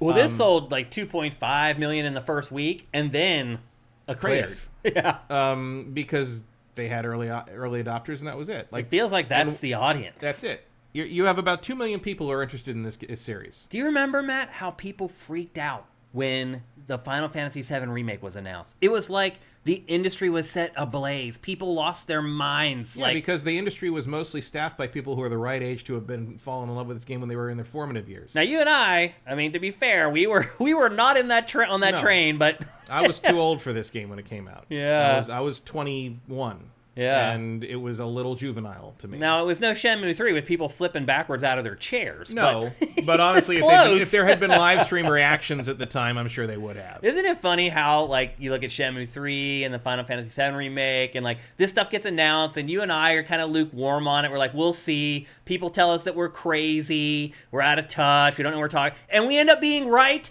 every effing time. I just think Final Fantasy, I think, is just... The thing that Square has to do is will admit that Final Fantasy is not a tentpole brand anymore. Yeah, I mean, I have to admit it honestly. Final Fantasy, if you're going to make a list of the top 25 franchises in the video game world, I don't think Final Fantasy. I don't think it makes the top 25 anymore. I don't think so. And it's close, but and I'm not denying it's right around there. I'm not denying that when 7 came out in 1997, Final Fantasy became one of the top 5. For sure. There was no, but it's not 1998 anymore. Yeah, like. Square, the next big 800-pound gorilla franchise for Square doesn't exist yet. I mean, what does Square do, Matt? They have to create because this is all they have. They gave away 2 things. All their Western properties. Right. Well, there's 2 things. First, get Nomura to make Kingdom Hearts more often than once a decade. Yeah, that would help. That would help because the Disney stuff is that does evergreen. still sell. Kingdom Hearts still sells. Absolutely, Kingdom Hearts sells. Yeah. But you need to make those games more in less time than it takes to earn a college degree. Yeah, how about every 5 years? Like, that's is that still too much to add? It's too long, but it's still like half of what they normally take. It's not like you got to reinvent the fucking wheel on that series every time. Sora, Donald, and Goofy go to a bunch of different fucking Disney worlds every time. You should be working on the next one as soon as the first one comes out. Like there's no fucking interest. The formula for this thing hasn't changed since 2002. I know. Like there's nothing. And people will still gobble it up. Yeah, it would work. It would work better than this crap. Yeah. And I've been a little shocked by even the Final Fantasy diehards I know who are really excited about this game and came away being like, I'm tired of playing these stupid ass mini games. Oh, interesting. I knew several people who I would never have thought would have backed away from Final Fantasy who are like, I'm not into this because it's just busy work and it's too slow. And I'm like, you think it's too slow? Like, you played Remake 3 times and you think this is too slow? It's I mean, I don't get it, but that's a thing people have said. Yeah. I'm like, it feels like this. I mean, even from the demo, I haven't played the main game, but the demo already felt like it moved faster than Remake did. But like, it feels a little bit like this franchise is dying. I think it just needs to be reinvent, because like I know like 16 didn't sell particularly well, but it's the first time that, other than 14, and it's the same team as 14, so that makes sense. It's the only time it's felt any kind of like difference or freshness or interest in appealing to someone other than 12-year-old anime dorks or like anything. Yeah. Like it. I don't get, and like I just don't know where Square Enix goes. Square is like kind of out of ideas at this point. It feels, because they just keep doing this Final Fantasy shit. But like I said, I think that they need another 800-pound gorilla franchise to justify their continued existence in the AAA space, and it ain't Final Fantasy anymore. It's not. Whatever it is something that doesn't exist yet. They have to create it. And honestly, the thing they should be leaning on instead of Final Fantasy in the meantime is Kingdom Hearts. Yeah, you're right.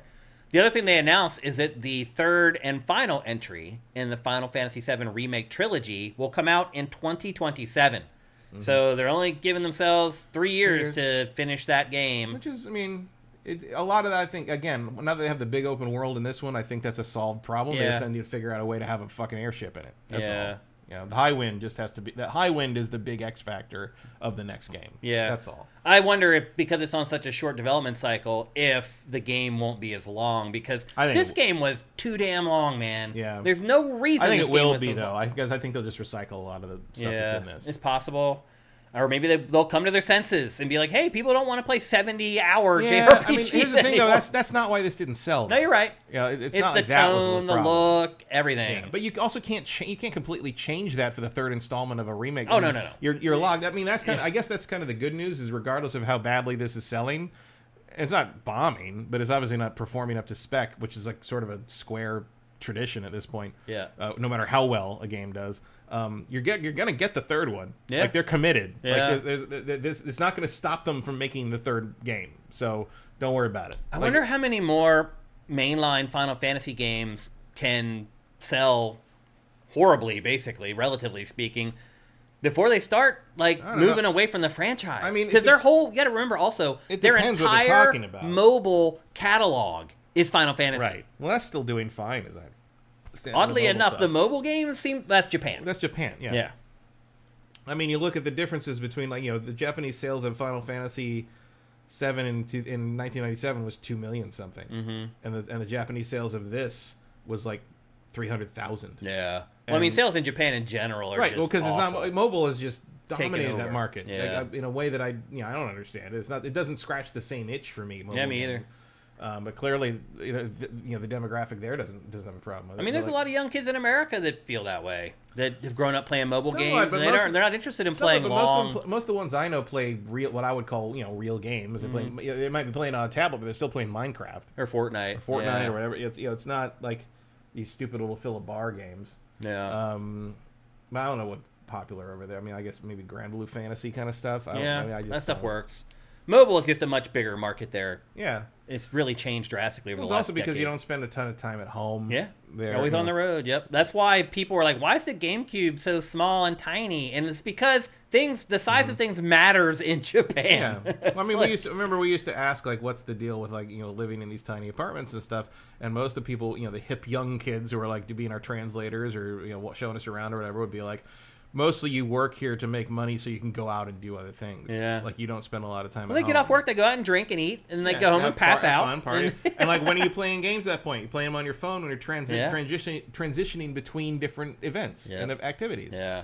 No one's just going home and sitting home and playing a video game all night unless you're a giant fucking loser. Yeah. No, seriously, sadly, that is kind of the way it is in Japan. So, are we witnessing the death of Final Fantasy? It kind of feels like it. I mean, we're definitely witnessing the decline. Yeah. I don't feel like Final Fantasy is ever going to fully go away. No, I don't either. But, I mean, to your point earlier about as far as it being categorized as a big budget AAA game, I feel like that's starting to slip away. Yeah. And, I maybe for the best, because it's not helping the quality of the games to me. I mean, I liked Final Fantasy 16. I like 16 a lot, but I would like it just as much if it wasn't didn't cost $200 million or whatever. I mean, I like the story. I like this game too. I enjoyed this way more than the first remake, but I think you're right. I think it soured so many people that they're like, I'm not playing that again. I'm not buying that again. There's also an issue of there's a lot of people that didn't play the first game that are like, well, I don't want to play this one until I play the first one, and they never got around to the first one. And it's like, well. And then like Square goes out of its way to be like, oh, you don't need to play the first one to play. I'm like, give me a break. Dude. Yeah. I mean, I'm sure it would give you enough context to get through it, but it's like, especially because you don't really find out the Sephiroth origin story until the beginning of this game. Mm-hmm. But like, no one buys that. No, not in this world of binging and watching the whole show of something. Like, people aren't going to do that. Yeah. So, and now you're going to even more behind the 8 ball for that with a third one. Where people who haven't played the first two are not going to want to touch the third one until they play the first two. I think they did the best they could in the sense that like there was like that digital bundle on PlayStation where if you bought, I think it was as long as you pre-ordered it, you basically got the first one integrate free. Mm-hmm. It was the same price as just buying this one. Yeah. Which was probably pretty smart because at that point, just giving away the first one is, fair. I mean, 4 years later, what are you going to do? But when even Square's doing that, the people that want to charge $29.99 for a remaster of Chrono Trigger 20 years later, somebody's in trouble. They must have known something there. Square Enix might be in trouble because it made the mistake of giving away all its Western properties, all the studios that were making Western games. Like, it basically is going all in on its own IP. In fact, it just announced that like 3 months ago, that it is like restructuring, and we are going all in on our own IP. That's a huge mistake. The writing's on the wall. You can see the sales of Final Fantasy just going. Yeah. Well, they never. Deus Ex was obviously not setting the charts on fire, but they never should have let go of Tomb Raider. Yeah, it's stupid. Yeah, 10 million wasn't enough. I bet you they'd be begging for 10 million sales now, 10 man. 10 million's looking pretty good now, isn't it? Funny how that works. But what else do they have on the horizon other than Kingdom Hearts 4? That's what I'm saying. Which hasn't been mentioned More in Final 2 years. Fantasy, and no one cares anymore. What other Final Fantasy? Like, now? Well, what? we just talked about the third, and then they already started to talk about 17 and the ideas behind 17. Who's going to work on 17? And that's more. But what happens next year, the year after? Yeah, what's in Square's chamber? That's what I'm saying. More 2D HD stuff, I guess. I mean, I like those. More Nier games. I like those better than modern Final Fantasy. Yeah. That sold very well. Nier sold like 11 million. It outsells Final Fantasy now. Yeah. Nier. How about a nice 2D HD remaster remake of Final Fantasy 6? Yeah. The last really great I'd take that. Yeah. Take it in a heartbeat. So anyway, big things going on at Square Enix. I guess not good things. They got Final Fantasy 14, which is still going strong and keeping the subscription money rolling in. So I guess they've got that. Their mobile and Final Fantasy 14 are floating the boat. But their big budget console games right now are doing terrible. So they cannot get the next Nier out soon enough. My guess is we learn about that here in the very near future. That's what I'm thinking. It is overdue to be announced and shown. Next up, Destiny 3 is in development. Next story. No, seriously, that was one of the things that leaked out this week, is that Destiny 3 is in development. Surprising nobody. No. I think everybody assumed that another Destiny is on the way. This feels like another franchise, Matt, that might be dying. I mean, it still seems to be doing okay. I haven't played it in forever, but like, they're still making stuff. Yeah, I mean, they're still putting out big expansions for Destiny 2. That none of them have caught my eye. I feel like the franchise has gone way too meta, to the point where I can't even understand what I'm looking at when I watch trailers for it. If I read the description of trailers for Destiny 2 stuff, I have no clue what they're talking about. I've played like Destiny 2 for probably 120 hours when it's all added up. Yeah, I mean, I don't really care about that because I haven't played like for 2 expansions or 3 expansions, so I don't expect to understand whatever weird story they're doing. The thing is, the few times I've logged in, I don't understand what I'm looking at in terms of anything. Right. In terms of game mechanics. And really, the main thing that I don't like is, like, I don't like that if I went back in, there is stuff that I never got to play that I can't play now. Yeah. The fact that they pulled parts of the campaign out of rotation and never bringing them back. I thought they did say recently that they're thinking about bringing that stuff back. If they did, I didn't see it. But it's probably too late at this point. I don't care. If I can't go in as a new player and play everything, fuck you. Yeah. Like, done. Yeah. Like, I'm not going to do that. I played Destiny 2. I played Destiny 1 a lot. I played Destiny 2 when it came out a lot, and then lost interest in it over its next... How many years has it been since... Like 8 years since Destiny 2 launched? Something like that, yeah. And I just lost interest in it, and now here comes Destiny 3, Matt, and I don't know if I can, like, rustle myself up to gather the interest in it again. Like, I'm not gonna play it. I mean... I know what it is. Sorry, at this Warlock. point. I mean, my Warlock's in there idle forever. I mean, she'd probably load up with some stuff, some cosmetics that no one's seen since the Stone Age. But I mean, I just it's progressed, it's changed, it's gone beyond whatever I understand it to be, and I don't really care anymore. Yeah. Silkshake says, I played the Destiny 1 beta. It bored me to tears. That was a long time ago. Wait, so Ashes is saying that pre-orders for The Last Shape is 75% lower. Wow. I mean, I'm not surprised. There's also as I recall, what was it, the Queens, whatever, that last one? Yeah. That one had a pretty big ad blitz. Like, there was ads on NFL games and things like that. I haven't really seen much of this outside of, like, the usual enthusiast channels. I have a brother-in-law and a nephew that all they play is Destiny 2. It's literally all they play. They'll play Fortnite every once in a while, but literally they play Destiny 2 when they play video games. That's it. And they're always asking me questions about it. And I'm like, dude, I don't know. I haven't played it in like 6 years. But to them, it's like the only game that they play. So they wait with bated breath for every announcement. I'm sure they can understand what the trailers are supposed to be promoting when I can't. But there are still some big fans of Destiny 2. It doesn't seem like a bump into many of them anymore. It doesn't seem like people care about it on SIFTD anymore. Maybe this is just a natural cycle of a game as a service that's almost a decade old. Maybe eventually you end up with just your hardcore players who throw you money for the cosmetics and for the various expansion things and all that, and like you hope you have enough critical mass to, make a profit. I guess the next question becomes like, should there be a Destiny 3? I don't really see a need for it. I mean, I think maybe Bungie would be better served making something new.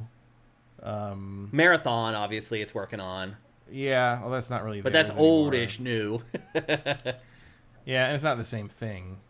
It seems more like a break and take kind of thing. Yeah. But I don't know.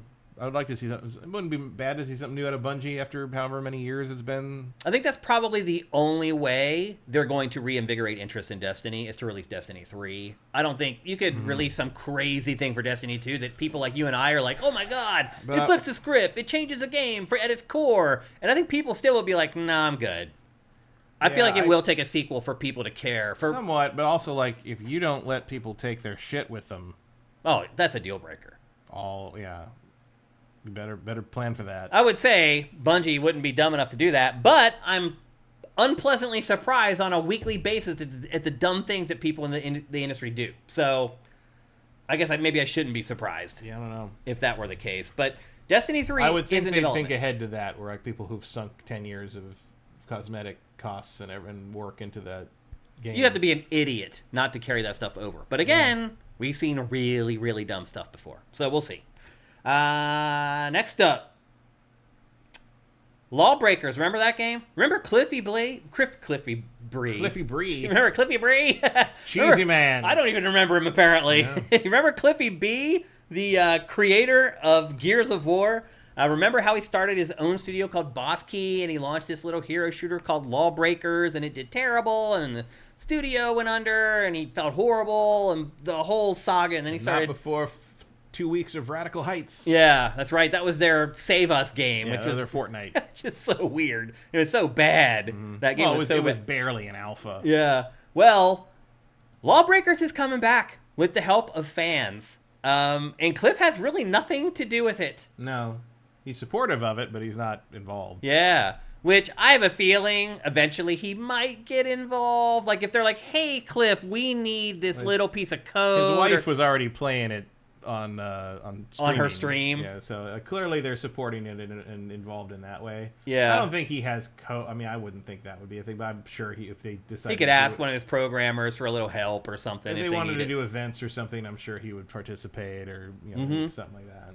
This game is good, by the way. It was just... Yeah, it just had a learning curve that I think was a little steeper than people were willing to It's too much. Commit to. Like, there's these weird mechanics where you can, like, shoot backwards and, like... The flipping around and the traverse. Like, I mean, it was clearly made by a guy who not only played Unreal Tournament back in the day to death, but designed it. Yeah. It was a... If you've been playing these shooters, these versus shooters types... since 1997 or so, yeah, like you're gonna take to this like a duck to water. Or you're gonna be like, these mechanics are too simple. I've been doing this for the last 20 some years. I need something that's gonna flex me a little bit, and so you end up creating something that the average person can't handle. Yeah, he basically created a very literally a pro shooter. Yeah, for him. For basically people like him, and there's only so many people like him. There aren't many people like him. I can't.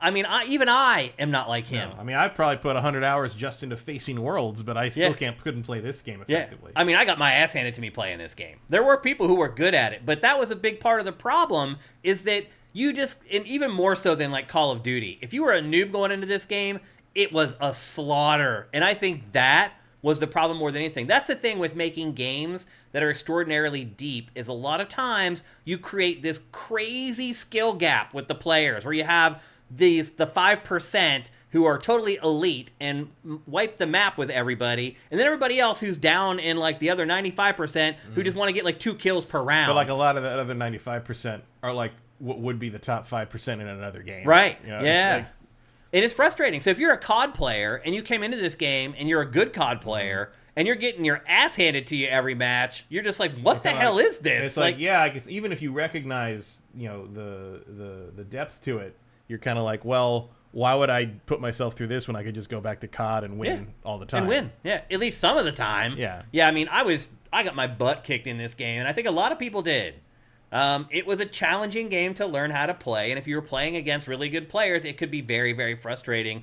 And I think that's what happens when you have somebody like Cliff trying to design games. They think everybody's like them. I mean, I go through a little bit of this. Like, I don't think Cliff thinks that. I think he just wanted to make a game for that demographic, and he just drastically overestimated the reach. Yeah, you know, it wasn't big enough. Yeah, but I do the same thing with some of the decisions I make. Like, a lot of times I'll find myself like, when I make decisions, I think about myself instead of thinking about the audience. And that is one of the biggest mistakes you can ever make. I'm better at that than I was when I first launched my business.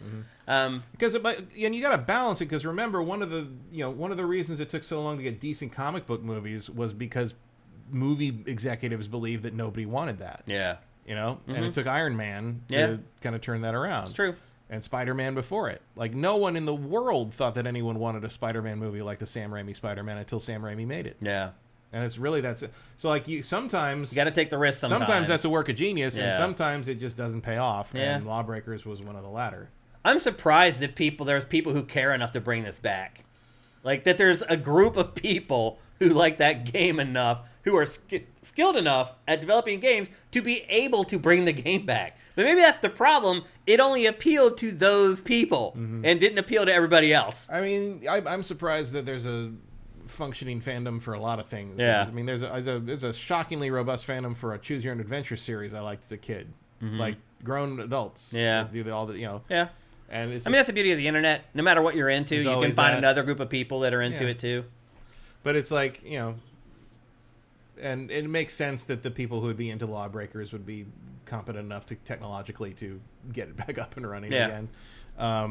Yes, I mean, good. Like, it's nice that if you like it, you can still play it. You know, just like how City of Heroes finally came back.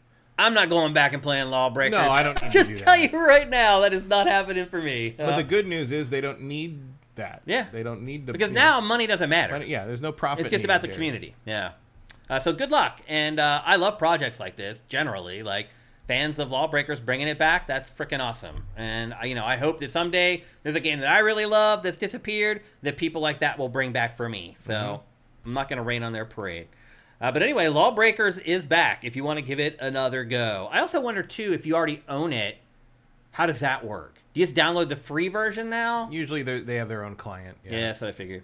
Okay, next up, and actually our last story for today's housekeeping. I don't even know what this is. So, back with NBA 2K17, the NBA 2K games are very realistic, and they scan the real athletes. And so they scan LeBron and put LeBron in the game, and of course they scanned him, and he had all his tattoos in the game. Well, the tattoo artist claimed that was copyright infringement. He wanted paid. 2K told him to buzz off. It has now taken almost 7 years for that case to go to court. Just this week, it finally went to court. And as it turns out, he's suing them for NBA 2K17, 2K16, and 2K15 because those were all the years where his tattoos in particular ended up showing up in the game. How do you feel about this, Matt?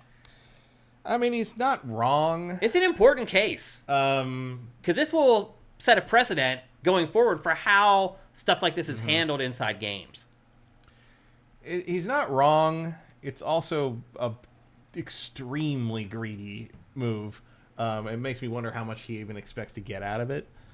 Greedy on his part, or okay? I think so. He's a tattoo artist. He probably makes $60K a year or something. Sure, but also like when you tattoo something on someone, you can't really expect to maintain image right. I mean, it's like if The Rock appears in a movie, does his tattoo artist get paid because his tattoos are in the movie? No. Here's what I wonder too, Matt, about the tattoo artist. How many times did he tattoo licensed things onto people where he did not pay the fee to the licensor? Yeah. So Tweety Bird or the Roadrunner or a billion other things that he's tattooed through his career, was he sending a couple bucks on? No, he was not. Like, I agree with you. It's a very hard precedent to argue for because it just complicates everything. It just makes life... Basically means like no NBA players will ever have their tattoos in a video game. Yeah, because there's no way they're going to pay the tattoo artist. Imagine if like somebody got a crappy... like I have a tattoo that I got the day I turned 18. Literally, I saved up money so the day I turned 18, I could get a tattoo. Now that tattoo is blurry and you can hardly even tell what it is. If I were... like scan into a game, that crappy tattoo would be in there. Is Crazy Luke from Harrisburg, Pennsylvania due like $5 or what? It's insane. Like just tracking it all would be an industry all on its own. It's like, I don't see any way that the tattoo artist wins this case. It's just impractical to try to enforce something like that. I just don't see it happening. Is he suing like the broadcasters for showing LeBron's tattoos on television? Right. Like that doesn't make any sense. Yeah, right. So is he going to sue like TNT and NBC because while LeBron is playing, people can see his tattoos and they're making X amount of money off of that broadcast? Like it's just this. It will never work. Yeah, like do people need to have their tattoos blurred on news broadcasts now? Right. It's like that's what you're doing here. Yeah. That's what this precedent would establish. No, you're absolutely right. So he has no real shot here. Yeah. I don't think. I don't think he'll win either, but I've been surprised before with court cases, so who knows? But it's also like it's weirdly sort of an element of like there's like a weird element of bodily autonomy here, where it's like, does LeBron not own the things on his own skin? That's a good point, because that's weird. Yeah, like it is weird. Like, doesn't LeBron get to decide what the things on his own skin are where they're displayed? He signed the contract to be scanned in, so he agreed for his tattoos to be part of that. Why does he not have control over that? Why is that not his art? Also, didn't he pay the tattoo artist to put like if I pay an artist for their original painting, I own that painting. Yeah. I can sell that painting to someone. I can display that painting somewhere. I'm the owner. Like, the original artist doesn't have any say over it anymore. Yeah. Why isn't that true of a tattoo? Yeah, I hear you. Isn't the fee LeBron gave the man to draw the tattoo on him, who he is the canvas, he owns that canvas. Yeah. He owns that art. Yeah, LeBron also never signed a deal with the guy. Right. Like, if he wanted to do this, everybody who comes in to get a tattoo, you got to sign this. That basically signs over the rights to your tattoo to me. You can't just like post haste be like, hey, like I could make money off this, so I'm gonna sue. Like that's not how it works, man. Like I think this tattoo artist is gonna lose. And I'm surprised this. I mean, I see why it's taken 7 years because the case. My guess is I don't know this. My guess is that the case was thrown out a bunch of times, and he kept finding new lawyers who were willing to try, and it just. And now he finally found a judge who was willing to take the case, and here we are. That's my guess anyway. So, well, my guess is it didn't take 7 years of discovery. So, yeah, like that's a possibility. So, yeah, I don't think the tattoo artist will win this case. I don't see any way the tattoo artist could win the case. It just doesn't make any sense to me at all. If he does, imagine what happens then. Because then the TV networks are like, whoa, like now can we show the tattoos on? Like, there's no technology where we can blur things in real time. Like, I don't think there's any way that this case is a winner for the tattoo artist, but we'll see. We'll see how it goes. So yeah, we're in weird territory with some of the courts these days. So we'll see. We talked about this on GameFace when it happened in 2017. Yeah, that was a long time ago. And here we are all these years 7 years ago. And finally, and then usually like this stuff happens on GameFace, but usually it's like 3 or 4 years. It's usually not 7 years. So So anyway, that's the latest on that. My guess is you'll see on Sifted in your Sift here over the next couple weeks that the case was thrown out or something happened and the tattoo artist lost. So we'll see how it goes, but that is the latest on that case that you probably forgot about because it was like 7 flipping years ago. Okay, that's it for our housekeeping for episode 384. Before we get going into the bulk of the show, here's a word from our awesome sponsor, LS Cream. LS Cream is a fine cream liqueur created by fellow gamer and sifter Stevens Charles. It's inspired by an ancestral recipe from Haiti called Crémasse, and a double gold winner for its original taste at the New York Wine and Spirit International Competition. LS Cream can be enjoyed on the rocks or as a mixer for drinks with its rich blend of fresh cream and neutral grain spirits with notes of coconut, vanilla, cinnamon, and nutmeg. It's great in coffee or to make espresso martinis. To learn more, discover amazing drink recipes, or to track down your own bottle using a handy store locator, head to creamls.com/sifted. That's creamls.com/sifted.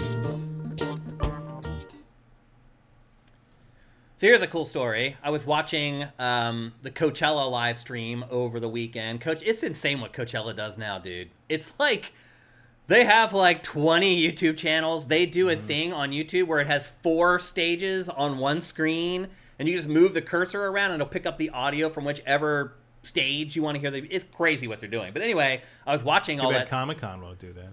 What'd you say? Too bad Comic-Con won't do that. Yeah, I mean, I've never seen that technology on YouTube before, other than for Coachella. I've never seen it. They do it on like YouTube TV, but I've never seen it on actual YouTube anymore. But anyway, I was watching it, and I was texting with some of my friends back in Philadelphia who were, in fact, one of my buddies, some of his DJs were playing at Coachella, and so he's talking about, oh, my buddy, blah, blah, blah. So anyway, we're talking about it, and everyone's like, and it was later for them. It was like midnight or 1 a.m. on the East Coast, and I was watching it like 8 or 9 here. And I had just finished dinner, and I just sat down, and they had already been going after it. It was like Saturday night at like 1 a.m., and they texted me a photo of LS Cream. He's like, I'm watching Coachella and I'm drinking. I'm like, oh yeah, what are you drinking? And he's like, oh, funny you should ask. And he texts me a photo of his bottle of LS Cream sitting there, and he was mixing drinks with LS Cream watching Coachella. And I took a bottle of LS Cream with me to my fantasy football draft last year, and now at least one of my friends has become a huge fan of LS Cream. And I'll tell you why, because it's freaking awesome. I'm not just blowing smoke up your butt here. LS Cream is incredible. Go to creamls.com/sifted. Make sure you use that URL. You can figure out whether you can buy it online or you can get it locally. If you just walk into your local liquor store, here it is. This is what it looks like. All black bottle. Very easy to pick out when you're in the liquor store. Every person I have turned on to LS Cream has later remarked to me how much they love it and that they've kept buying it. So, again, go to creamls.com/sifted and get your own bottle or 2 or 4. Again, there's drink recipes there. There's places where you can find a store. There's a store locator where you can find things locally. You can find out how to order it online and get it delivered to you. Make sure you get yourself some LS Cream. Again, go to creamls.com/sifted. And with that, it's time to get into the bulk of the show. And now, we have this little bit of a lull here in April where there aren't a ton of games coming out, and this is always a great opportunity for us to go back and kind of evaluate what's happened. We've been on kind of a squirrel wheel here, Matt, for the last like 3 years since these consoles launched. We haven't really taken a chance to kind of go back and look at the whole scope of them and how they're doing. And that's what we're going to do today here on GameFace 384. We are going to give letter grades to both PlayStation 5 and Xbox Series X because, Matt, we're in the middle now. We are basically in the middle of the life cycles of both of these consoles. I feel like it's fair at this point to evaluate them a little bit. How do you feel about that? Sony says they were on the way down. Well, Sony says we're on the back half of the generation, which is weird because, don't forget, we also got confirmation this week, maybe it should have been in housekeeping, that the specs that leaked about the PlayStation 5 Pro were accurate and that it is, in fact, coming out this year. That was confirmed by The Verge. And they independently confirmed with their own sources that the leaks that had come out before, I believe were from Insider Gaming, if I remember correctly, that their leaks were correct. And that those specs were accurate, and that all the other information that they reported was also accurate. So, While PlayStation says it's on the back half of its life cycle, it's about to release a new piece of hardware. It's only sold 50 million. To get in the same league as the best-selling PlayStation consoles ever, it still needs to sell another 100 million. So one of the questions for Ask Shane this week was, why the PS5 Pro? Why does it exist? And the reason it exists is because, one, it's going to deliver on the promises that PlayStation delivered to us and then didn't deliver on about the PlayStation 5. And two, they want another console out there to sell the extra 100 million into homes with. And so the question was, like, is it a cash grab? I don't think so. Like, the Pro may be a little more expensive than the base PS5. They also said, by the way, The Verge, that they are going to continue selling the old PS5 alongside the Pro, which was the one thing that I was like, that seems a little weird. I think they're going to do it until they run out of them. Until they're out of inventory. But that's not what The Verge had said. So we'll see how that all plays out. But bottom line is, PlayStation's about to release a new piece of hardware. So even if Sony says we're on the last half, what their actions aren't jiving with their words, I guess is the best way I could put it. So let's talk first, since we're already there, let's talk first about the PlayStation 5. And let's talk about the hardware first. Matt, have you been satisfied with the PlayStation 5 hardware so far? More or less. Like, it's fine. It's about what I expected it to do for the specs and the cost. I'm pretty happy with how the exclusives perform for the most part. I'm not happy with the hardware. I wish there was more hard drive space. That's about I wish there was that. I also feel like more than Xbox. Now, I will say this. Going back and digging through and finding media for this discussion, I did find several instances where Xbox promoted ray tracing, but it was always very subtle. It was like a very small bullet point among other bullet points, or one little, like, 2-second section in a 2-minute trailer. Xbox did not push ray tracing the way that PlayStation pushed ray tracing. Like, I could find endless videos of PlayStation talking about ray tracing for PlayStation 5. And let's just be honest, Matt, it didn't happen. There are games with ray tracing, but if you turn that thing on, some of those games turn into like a slideshow. The PlayStation 5 was not... To be fair, they never said it would run well. That's a good point. They just said there would be ray tracing. That's true. That does let them off the hook a little bit. But the bottom line... It's just a little weird because, like, I don't know. I mean, you look at the specs for this thing, and even, like, you know, Digital Foundry was messing with the power differentials and the power equivalents with with PC hardware, and it's like, it's not strong enough for that. It can't do it. And I feel like... You can do it, but it can't really do it to a degree that's acceptable to someone who knows what ray tracing looks like on a more powerful platform like PC. Yeah. I mean, it's certainly better than anything last-gen console-wise, but in the end, I generally would default to some kind of performance mode. And then you continually had things where, like, you know, like Insomniac figured out how to get ray tracing without tanking the frame rate on Ratchet and Spider-Man, but it was always after the fact. Yep. It was right on the edge. It was right on the edge of being able to do what they wanted to do. But I feel like PlayStation knew all along that this hardware was not going to be capable there's no way of Mark ray Cerny tracing. didn't know what this thing couldn't do. Who was the one, by the way, delivering all the presentations talking about ray tracing for like 20 minutes straight. Yeah, I mean, but I will say that I think we got closer to the portrayal of what the PlayStation 5 was going to do than to Cyber World with the PS3. Fair enough. Sony's always had a little bit of an expectation problem with their custom hardware. Yeah. Well, a lot of it in the past, even PS2 was this way. Like, you had to write to the metal to get the most out of the PS2. Same with the PlayStation 3. If you didn't want to learn the intricacies of the hardware, your games were going to look and run like crap.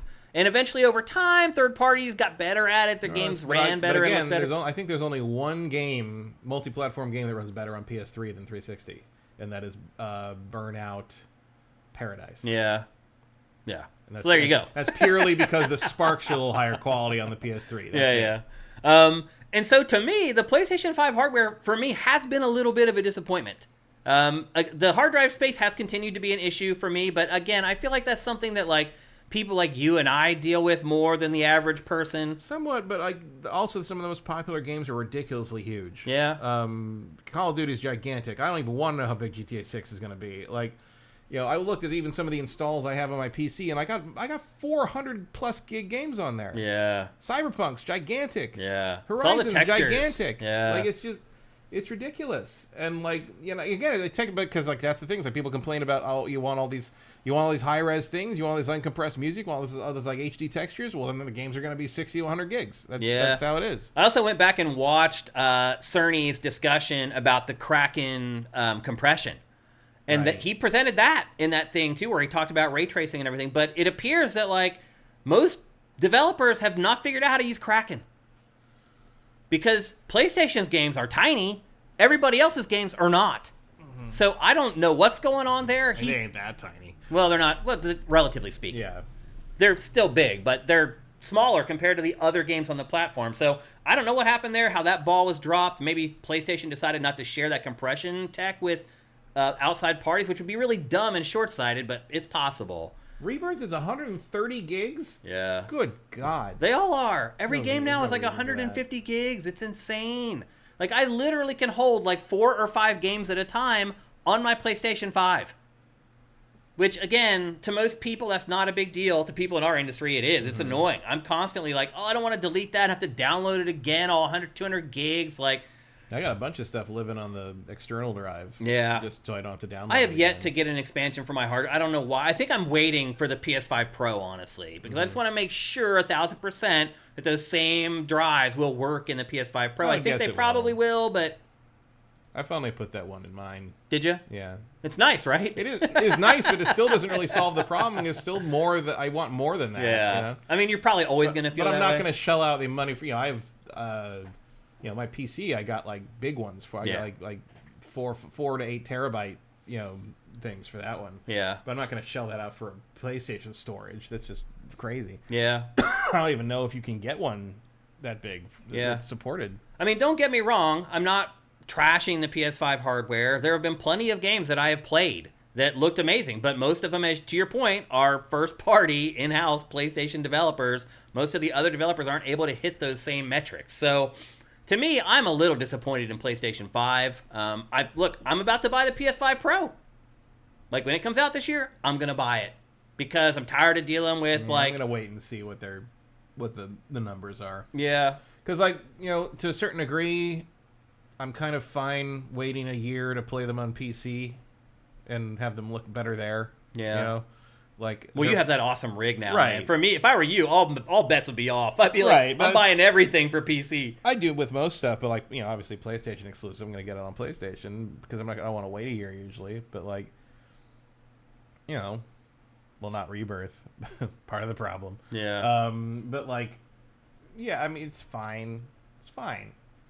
But it is true that before I got the beast of a PC, I played almost all multi-platform stuff on Xbox because it runs better on there. Yeah. So. I've played more third-party stuff on my Xbox because the hard drive's bigger. On the hard drive. Yeah, that's also true. It's the truth.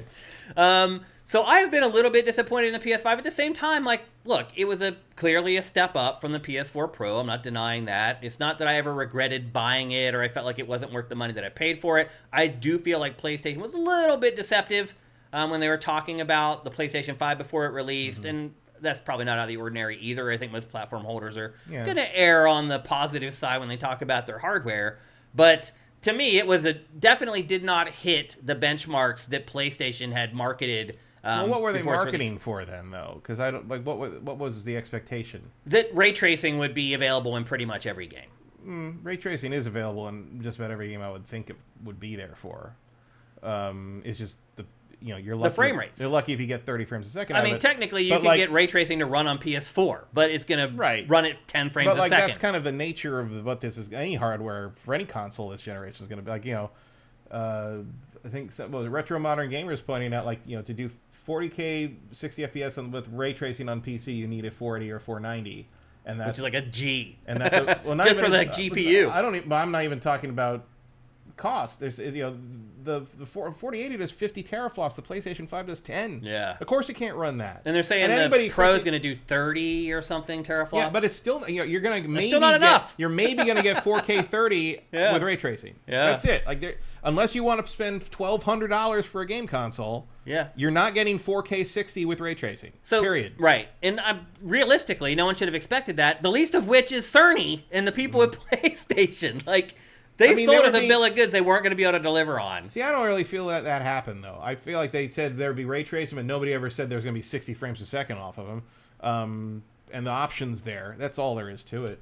Why are you so interested in this unboxing? Yeah, you know? that's hilarious. She really started to pay attention when he started taking stuff out of the box there. Yeah, that's funny. She never watches the TV, but for some reason she really wants to see what's happening there. Yeah, that's funny. Probably the black cords on the white box. Yeah. Look, I expected better. Like, to me, ray tracing feels like a gimmick.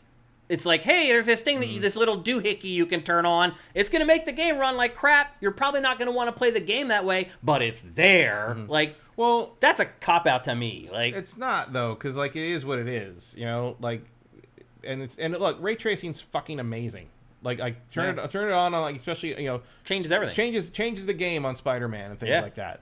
But yeah, it's very expensive to you know, hardware. You're gonna tank the frame rate that way. I mean, Insomniac pulled out some fucking black magic to get that thing to work as well as it does on that mid-range mode on their games. Like, that's amazing that they got that out of the PlayStation 5. Well, maybe the thing I should be more angry about is that PlayStation hasn't worked well enough with its partners so that their games run with ray tracing at a understandable frame rate. I guess, because you're right, Insomniac can do it.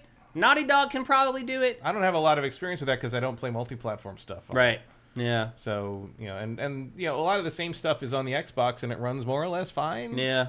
Obviously, you see the difference when I play it on my 4090. It's just like, you know, I got on a Far Cry kick this week for some reason. I don't know why, but I loaded up. Because those games look amazing on PC. Well, no, because I loaded up Far Cry 2. I was playing Far Cry way 2. Back.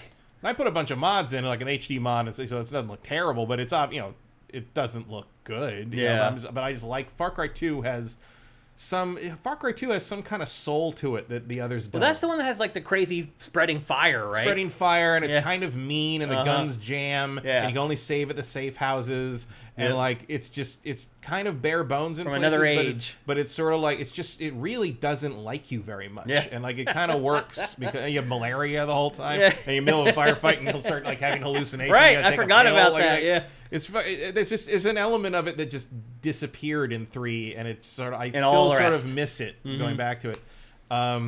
6 did bring back the fire spreading a little bit. Yeah, they did a pretty good job on that. But I was like, and I was like, you know what? I'd like to maybe play 6 again on the new rig and see, because I played on the Xbox, and I was like, I'd like to see what that looks like. So I put it on my wish list on Steam. Just because I'm like, well, I'm not paying $119 for the full Game of the Year thing with all the expansions and stuff. Because I would want to play those because I didn't play the DLC on the console. Yep.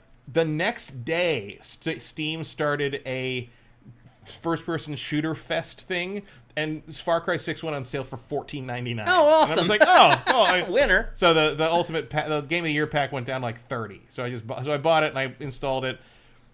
160 gigs with the HD texture pack, but surprise. You load that thing up and it sure looks nice. I bet it does. It doesn't even support the NVIDIA specific stuff, but it runs flawlessly. The ray tracing's gorgeous. People like I have gotten like almost killed in firefights because I get distracted by people running through puddles. It's like, oh, look at that! Look at that! I forget to shoot them. That's funny. So it makes a big difference, but it's like you're gonna shell out obscene money to get that experience at this point. And look. 2 generations from now, that'll be standard. Yeah. You know, when we're in our 60s or whatever. Yeah. But we're too old to care. But not right now. Yeah. You know? In the same way that, like, a PlayStation 1 was not going to be running Unreal. Yeah. That's just the difference. Matt, back when the GameCube was being developed, they were talking about ray tracing on the GameCube. Well, I remember, you know when the first time I ever heard ray tracing was? Desert Strike. Yeah. Because the helicopter in Desert Strike on the Genesis was a ray-traced model that they then turned into a sprite. Yeah. And they talked about how one day ray tracing will be how everything is simulated in games and it'll look perfect. Yeah. And like that was 1991. Well, it's absurd to think that the GameCube could do ray tracing. It's just insane to think that might be possible. But I mean, anything can technically do ray tracing. It's just running you got to be 2 real frames careful. a second. Well, no, if you ray trace the whole picture, right? Yeah. But you can do it off one thing, and like if you want one thing to look really good, you can pull that off if you budget for it. Yeah, you have something that you just want really good reflections on or something. But usually it's just not worth it. Yeah, so let's grade the PlayStation 5 hardware. I'll start. I'm going to give it a B-. I'll give it like a straight B. Yeah. Yeah. I thought about a C plus because I might have gone higher at some point previously, but like more and more I realize that like a lot of the stuff that I have memories of looking really good actually looked that good on PS4 anyway. Yeah. Like the two things that stand out to me on the PS5 are Ghost of Tsushima and Last of Us 2, and those already looked amazing on on the PS4 Pro. Yep. So that's been a problem for me too. I think people who only had a base PS4, it's a much bigger jump. Yeah. If you had the PS4 Pro at the checkerboarding 4K, the jump wasn't that big. And I saw it especially when I played God of War Ragnarok. And looking at it on PS4 Pro versus playing it on PS5, like, you really had to squint to, like, see the differences there. So, I'm going to give it a B minus. You're going to give it a B. Now let's talk about software. Obviously, the last year and a half, 2 years, not a lot of output. First year and a half, though, pretty damn good. There was really good first-party output for the PS5 at first. But since then, it's kind of dried up. How do you feel about the software the exclusive software for PlayStation 5? I mean, I'm very happy with it for the most part. I do wish they'd get on with it in some places in terms of follow-ups, but I mean, I can't really argue too much with Ratchet and Spider-Man 2 and Miles Morales and Horizon 2 and Returnal and Stray, I guess, is not technically an exclusive, but I think of it as a PlayStation game. Demon's Souls remake was great. Helldivers 2. Helldivers 2, yep, one of the more recent ones. It's, it's delivered it's certainly delivered better than its competition in the Xbox realm. Oh, it's real. I mean, even with, like, the Xbox kind of starting to turn things around a little bit, it demolishes the Xbox Series. Like, the end of the generation, maybe that'll be a different story, but right now, it's still halfway through the generation, and Xbox still hasn't hit the gas pedal, really. Well, there's Gran Turismo 7. The other thing that surprisingly good. Yeah, the other thing that we're forgetting about, too, is that PlayStation has continued to do the whole, hey, we're going to money hat third parties and get their games exclusive on our platform. So it got Final Fantasy 16, it got Final Fantasy 7 Rebirth. It has worked with third parties to kind of continue what PlayStation has done all along throughout the years. Xbox hasn't done that. Like, you haven't really seen third party. Xbox buys companies, but they don't. Yeah. It takes time. They don't money hat and get a third party exclusive the way that PlayStation does. And they money hat and get Game Pass access. Right. That seems to be the way where that's gone. But we see how that's worked out at this point. Like, not very well, honestly. So yes, software is tough because, again, in Rise of the Ronin, that's another third-party one that they just money-hatted to get exclusive to PlayStation. Like, it's done a lot of that. Xbox hasn't they own that, right? I think they do. Bloodborne style? Yeah, I think they own the IP. And we'll see if there's a sequel to that. I kind of doubt it. I don't think that there will be, but we'll see. And then they have Stellar Blade. That's a third-party exclusive that's coming. Like, PlayStation's continued to do what it does. Xbox has not picked up the slack and done those things. So despite the fact that the last couple years first-party output on PlayStation 5 have been anemic, it's still kind of delivered because those third parties have kind of filled in the gaps between. Somewhat, but also I would argue that the money-hatted third-party exclusives are not needle movers. Like, I don't think anyone's buying a PS5 for Stellar Blade or Rise of the Ronin. I think once upon a time, and maybe Xbox knows that. Yeah, and they're like, well, what's the point of doing? All that means is that game's going to sell less than it would have otherwise because it's on Xbox. Well, the other thing too is, like, does Microsoft have incentive to money hat? Not really. With Game Pass, does it matter? Like, because you're not going to sell games, physical games on Xbox. I mean, your pitch there is like, well, you could either buy it on PlayStation or just have it part of your existing subscription already on Xbox. Yeah. And that doesn't seem to actually be working very well, but judging by hardware sales, but who knows? Yeah. It's hard to get around the Xbox first-party exclusive monolith. Like, people just don't want to miss out on stuff like Last of Us 2 and God of War. Yeah. And people have proven they're willing to miss out on things like Horizon, Halo Infinite. apparently, which is a much bigger seller than I thought it was. Yeah, me too. So. Okay, let's rate the software for a PlayStation 5. I'll start again. I'll give that a flat B. I'm going to give that one an A minus. Oh, wow. Like and some of that's including some of the updates to PS4 games like God of War and Ghost of Tsushima and Last of Us 2. But like the software quality is easily the best of the generation on Sony for me. Oh, between Xbox and PlayStation, there's no doubt. And Nintendo. Yeah, like, they've definitely put. I don't know if I go that far. They put out more stuff that I like better than anything on Nintendo. Not that Nintendo has been slacking. I feel like Nintendo's volume. Nintendo's done better on volume, but the thing about volume is I'm not interested in everything they put out. Yeah. I don't think there's been a Sony exclusive I haven't been interested in, except maybe Gran Turismo 7, but I ended up liking Gran Turismo 7 a lot. Which I didn't think I was going to. Neither did I. So, I mean, the only real stumble for the PlayStation 5 in terms of software is the complete lack of support of the PSVR 2, which feels like a separate issue. Yeah, we're just ignoring PlayStation. Yeah. For the purposes of this discussion, we'll just ignore PlayStation VR 2. I think people would understand if only the shareholders would, too. Yeah, exactly.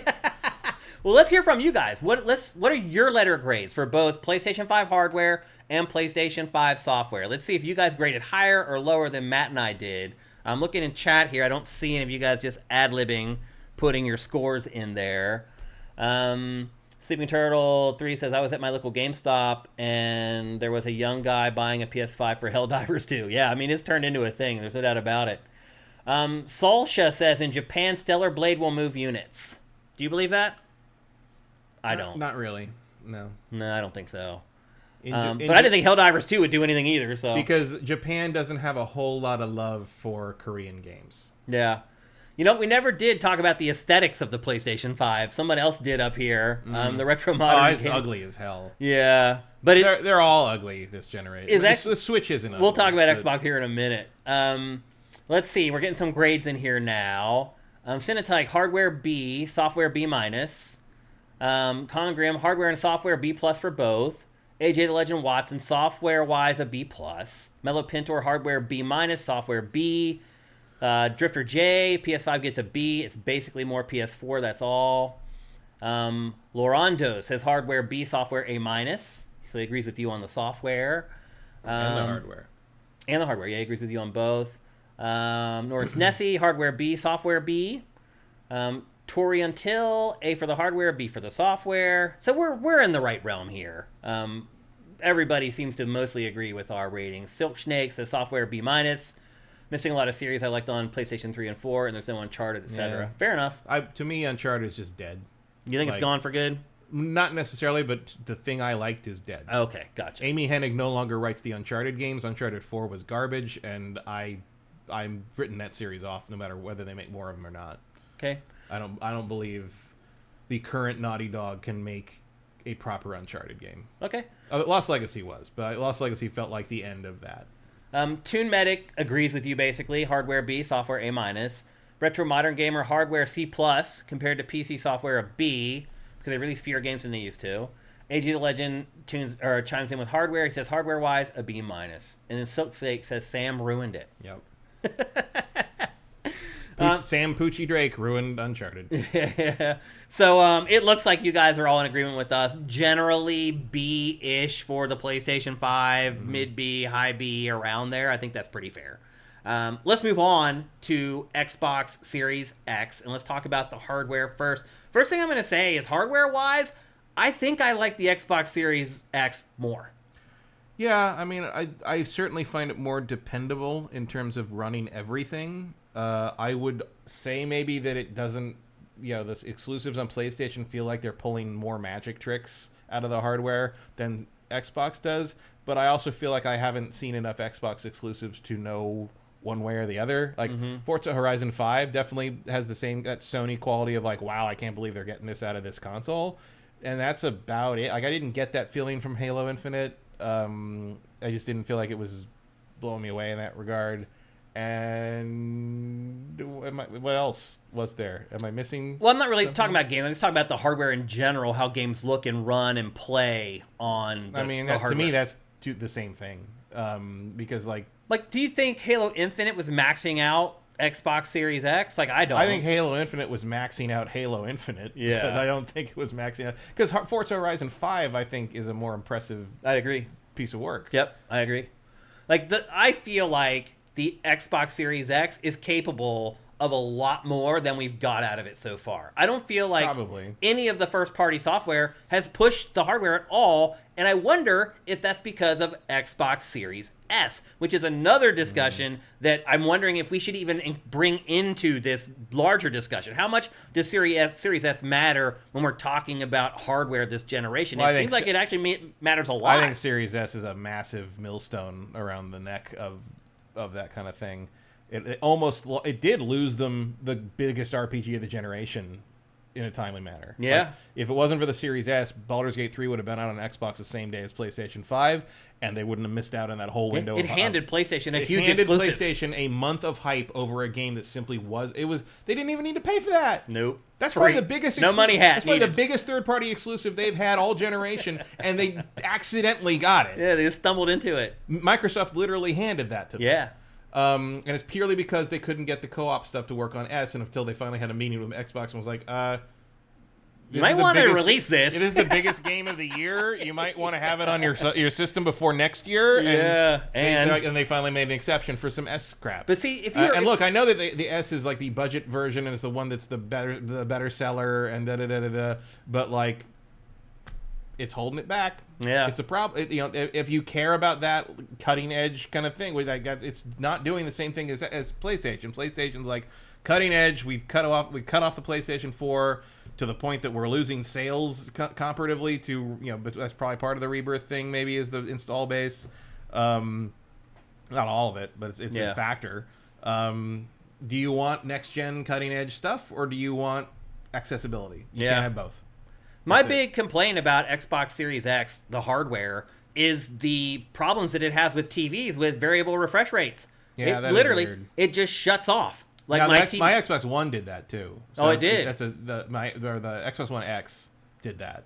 So the Series X does it less, but they both did that. It's something in the Xbox OS. There's something going on in there. Something's up because the PlayStation doesn't do that. The Switch doesn't do that. Yeah. So that is my big issue, but like the bigger hard drive, like the plug and play, the backwards compatibility, how I have this whole shelf of Xbox 360 games that I can just slide into it, in most cases, play it in a better version. The only place to play Red Dead Redemption 1 in a proper that stuff matters. Until it came out on PlayStation for a ridiculous amount of money. The other thing I found too is that I do think it's a little wonky that if you want to expand the internal storage, you have to pay an exorbitant fee. Basically, it's the PlayStation Vita, by the ridiculously expensive proprietary memory card thing. Yeah. I mean, at least with the PlayStation 5, you can wait for like a sale on a Western Digital SSD or something. Yeah. But you're basically stuck with this. With that little expensive. And you want the bigger one, it's like $250. I know. It's like half the price of the console. I know, it's outrageous. It's crazy. Yeah. One thing I did realize going back through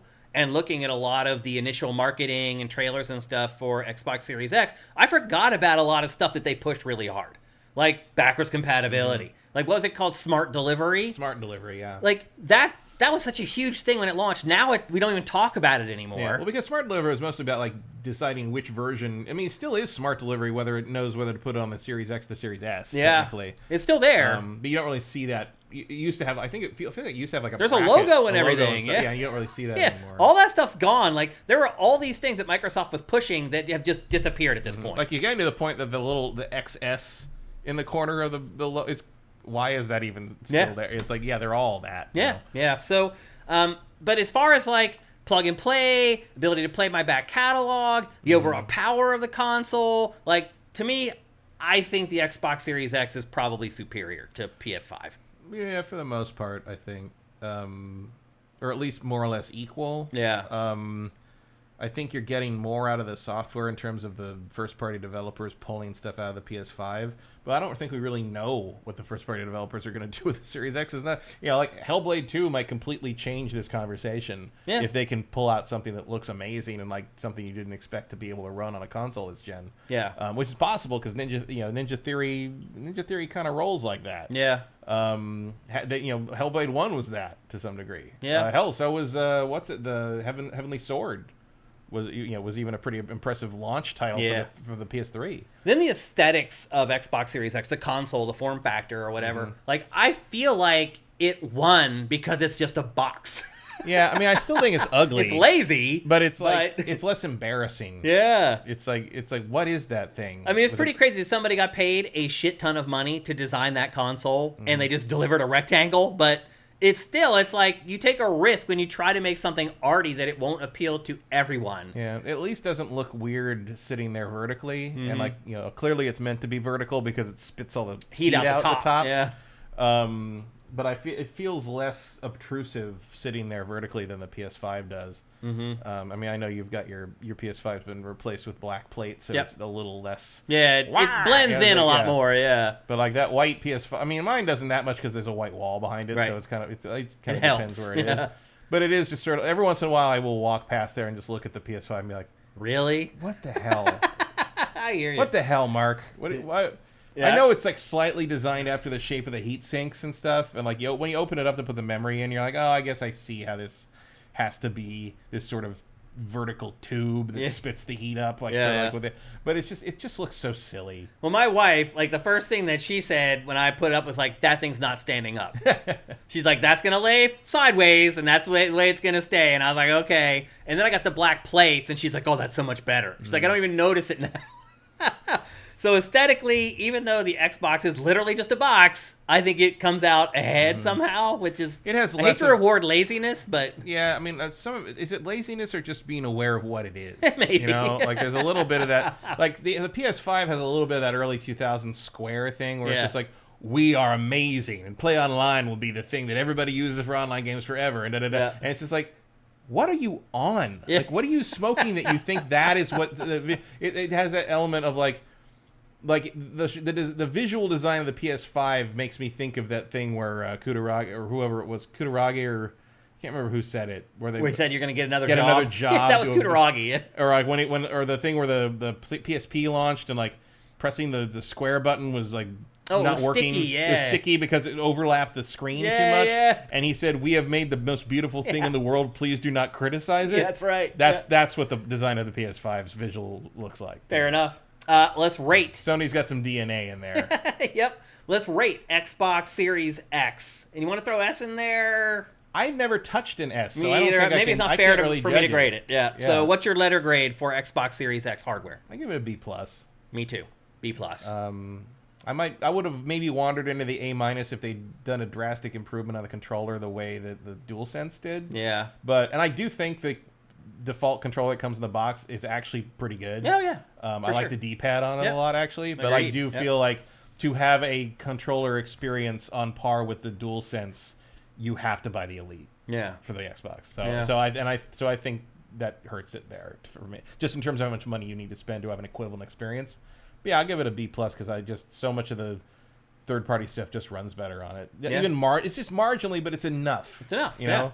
It's like 27 dips to 25 frames versus stays at 30 kind of thing. You know? Yeah. I found that, just like you, that it's become basically my daily driver for third-party games. And it's because the ease of use. Ease of expansion and storage. All of it. All that, I know there's going to be more space on it. Like, I just default, my brain just goes up, just Xbox. So, I give it a B+ for hardware after giving a B- to PlayStation 5. And you went from a flat B to a B+, correct? Okay. Let's talk about software now for Xbox Series X. This is where the two platforms, in my opinion, really diverge, Matt. So, look, things seem like they're about to start getting better. All these acquisitions look like they're about to start paying off. Microsoft's been threatening to kick it into high gear for about 3 years now. And it feels like that should happen, but we're still sitting here waiting, and it hasn't happened. Halo Infinite came out. We're seeing it right now. I think most people would say it was probably a disappointment. Yeah, I mean, not that I can really point to anything particularly wrong with it. It just didn't... I mean, I think we'll probably talk about this more in the next segment about when we talk about the Fallout TV show, but I think Halo's just sort of done. Yeah, it kind of feels that way. Halo was a very specific moment in time, and I think it really benefited from the general national flavor of post 9/11 America and kind of the way they were able to embrace a sort of vague expeditionary force with a weird fanatical enemy thing. Like the Halo 1 through 3 kind of really managed to nail it, and they've struggled to figure out what to do with any of that world and characters ever since then, and I don't think that's just on 343 not really knowing what to do. I think anyone would have struggled with it, because the story was done, and then you're stuck sort of like, well, we got to tell a story in this world, and here's the ugly truth. Halo's world is not very interesting. It's not. Halo centers on the concept of the Covenant and Master Chief and Cortana's relationship. And once you leave that space, it's very generic sci-fi. I also think that Halo initially benefited from creating an environment that a lot of PC players had enjoyed for a really long time for console players. So to me, Halo, I was like, what's the big deal about this? I've been playing Tribes for the last 2 years or whatever. To everybody else, they were like, holy crap, hot damn, I can play a shooter against other people living in another state. Like, I've been doing that for a while. And that was Halo 2. And right. It was a big deal. But also Halo 1 offered that, it was the first LAN party scene. LAN party stuff, and still even split screen. I mean, not since GoldenEye where console players kind of live in. I mean, that was the whole first Xbox's entire business model was based on the fact that Halo was a breakout hit. Halo was a household word inside of a year when that system came out. And like, without Halo, you don't have Xbox today. No, it's true. I mean, it built a platform. There's no doubt about it. So I understand the sort of like a Final Fantasy thing. It's like, it's hard to let go of this thing that you built your company around. Yeah, well, Halo's not the leader anymore. That's the truth. Not at all. It used to lead first-person shooters on consoles. It doesn't do that anymore. It's now turned into like a Me Too franchise. That's not what it was. And I don't know what you do with it. I don't either. That like, I don't know if there's any revive in it. No, because like, how do you still make it feel like Halo? Right. Because if you didn't do that, the 3 million people who still buy Halo would lose their minds. And the people who like think Halo's old hat probably don't feel the need to jump ship anyway. Right. So who's it for? Yep. So Halo Infinite was a disappointment, but it doesn't end there. Well, now they've cut all the single player stuff out. Like, then you start talking about games like Redfall. Well, oh man, I forgot about that game. I mean, I don't know how maybe you just wanted to forget about it. Somewhat. I mean, it just didn't make any kind of. I was trying to think of Xbox in-house exclusives, and all I could think of was Forza and Halo. Well, Starfield, yeah. Starfield's the big one. And even that, people were disappointed by it. Yeah, although the sales still held out, but like, that's another weird one though, where it's like, I played 120 hours of that game, and then I stopped, and that was I went back to it when they put up an update like a month ago. And I couldn't really remember what I was doing, and I played for like an hour and just sort of put it down and never went back to it. Yeah, and that was the end of Starfield to me. Yeah, I'll probably go back and play it periodically, but like, I'll be honest, man. Like I because like some updates are coming up now. I pulled up X4 Foundations. I pulled up Everspace 2 again. My number 2 game of last year. Yeah, and they scratched that space itch better than Starfield does. Starfield's got a good thing in it there somewhere, but they didn't find it yet. Well, at least it wasn't a flop, because other than those games that we've talked about, all you have other than that are the Forza games. Mm-hmm. So you have Forza Horizon 5, which is absolutely incredible, probably the best arcade racer ever made. Then you have Forza Motorsport, the reboot of Forza Motorsport, which was a huge disappointment. It took them like 5 years to make it, and it was not good. It was littered with bugs, and like there was no easy way to play online. It's like you had to show up at predetermined times to play online. It was just a mess. And so this is all we have, Matt. That's all we have for exclusive. Forza did come out, didn't it? Yeah. Forza Horizon and Forza Motorsport have come out. Yeah, Forza. I keep forgetting Forza Motorsport. It feels like we're following the same pattern that we've been following with Xbox. Here's another Forza. Here's another Halo. Because there's no Gears of War game. But that's the only thing. They haven't even delivered the Gears game yet. That's the crazy part. It's not even as good as it used to be. They haven't even admitted there's a Gears game happening. Yeah, they have actually. Yeah, when did they do that? They just mentioned like last week that like it's going to be shown in June or something like that. So it is coming. But Matt, the software, and so then here's the thing though. So with Xbox, there's a special consideration here with Game Pass, because you can't just consider its first-party output and exclusive games as the only software quotient for Xbox Series X. Game Pass is a big part of that. But I'll be honest, Matt, like, I don't spend that much time with Game Pass. I just realized, like, I just don't. Like, I just played a game we're going to talk about in a little bit on there, Botany Manor. Like, I play little stuff like that, but, like, if I didn't have to do this show, I really think I wouldn't have a Game Pass subscription anymore, Matt. Mm-hmm. What about you? Probably not. That's bad. People like us wouldn't pay for a Game Pass subscription. The day might come when I did, if like the first party output becomes more regular, like if the floodgates finally open and all these studios they bought start putting out stuff quarterly. Yeah. But not right now. Not for the existing generation period we've had so far. Like, what do you... if you're not looking, because Botany Man, I played Botany Manor this week, but I bought it on PC. It didn't even occur to me to look at Game Pass. Yeah, it's on Game Pass, but it's on Game Pass on PC. I don't know. I just. But then I wasted Xbox some money. But yeah. Well, I didn't waste money because I like it. But like, I don't mind giving money to indie devs. That's fine. Yeah. But I would, getting Starfield free is nice. Yeah. But that doesn't happen very often. Well, it's like if this was going to be the plan, I feel like Microsoft should have been making smaller games. There should have been more. There should have been more Pentiments. Yeah. There's not. No. So, what's your grade for software for Xbox Series X? I'm going to give it a C+. Ooh. But largely because it's been the daily driver and I've played so much third-party stuff on it. You take that away, it becomes probably more like a D. But because it is kind of my place of choice, non-PC place of choice for third-party stuff, it's done fine.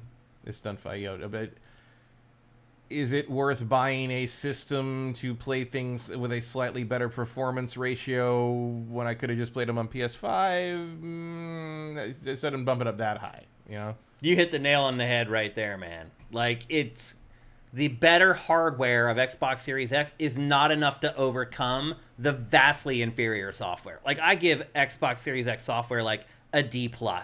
Like, I am seeing the same stuff that I saw from Xbox like 5 years ago when I was saying they should fire Phil Spencer. Here we are 5 years later, nothing's really changed. And in fact, things have kind of gotten worse at this point for Xbox. Sometimes I'm playing stuff that's literally 5 years old because of the backwards compatibility. Exactly. Yeah, that's a good way to put it. The software has been abysmal. Now, again, to your point and to my point earlier, it could all change overnight. Like, at the end of this year, the bow could break. You get all these companies, Obsidians and on a good cadence, and all that. You can make a difference here. Ninja but Theory as of right that, now, no, it's been bad. Even if Hellblade 2 comes out and it's my game of the year, it's still bad. Like, this console's been out for like 3.5 years at this point. Like, if only Everwilds came out. It would fix everything. Yes. That's the secret. So I give software for Xbox Series X a D+. And I do feel like if Microsoft had supported Game Pass more with smaller games, I would bump that up more. But it's not. It's below average. The software output, first-party output for Xbox Series X is below average. On my scale, a C is average. I have to score below that. That's where I get to a D+. Now, what do you guys think? What does the chat think? What are your letter grades for Xbox Series X hardware and software? Squishy Muffin says the better hardware is lost in dynamic resolution instead of better graphical assets. That's a good point, too, because that's another thing that's happening here, Matt, is a lot of these games, it's not that they run in any specific resolution, it's that they change based upon how the hardware can handle a scene. Like, although that is, again... that's an option on a lot of PC games. That's a feature, not a bug. Yeah. And again, it does mean that, like, these consoles are a little underpowered for what people are trying to make them do, but that's sort of the nature of the beast. Like, people want this cutting edge stuff, and that's that. And look, we don't know what the first party stuff's going to do in that regard. We don't know what Hellblade 2 is going to pull out of its hat in that regard. But like playing Mirage again, it's just like, oh, this is really nice. But yeah, you can see when it drops resolution when you're in a crowded area. And it probably wouldn't do that on PC. But again, it's a $500 console instead of a $6,000 rig. So you get what you pay for. Yep. Let's see what we got here. Two Medic says, hardware A, software C+. Quick Resume is incredible. Easy to upgrade to storage. Quick Resume is good. That is It works shocking. Better than the PlayStation 5, that's for sure. I turned the Xbox on like last week to play Mirage. Like, it must have been like, I don't remember. I played Mirage when it came out. It quick resumed Mirage. It knew where I was 6 months ago. That's insane. It's crazy. That's pretty. I haven't seen anything like that. That's nuts. Usually that doesn't happen. I was like, wow, you still know where I am. That's pretty sweet. Popped me right back up in Baghdad. It was crazy. JJ Forcebreaker says, my favorite software thing from them is probably the free update for Quake 1 or Quake 2.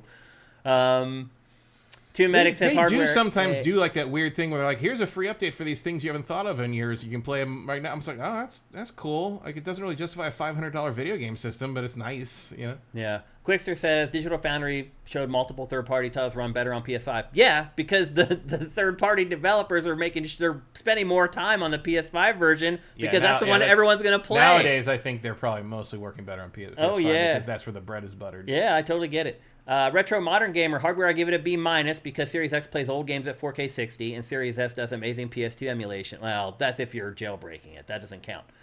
Vincent says Microsoft's best first-party games either started on PlayStation or came out there later. Psychonauts 2, Hi-Fi Rush, and Deathloop. That's a good point.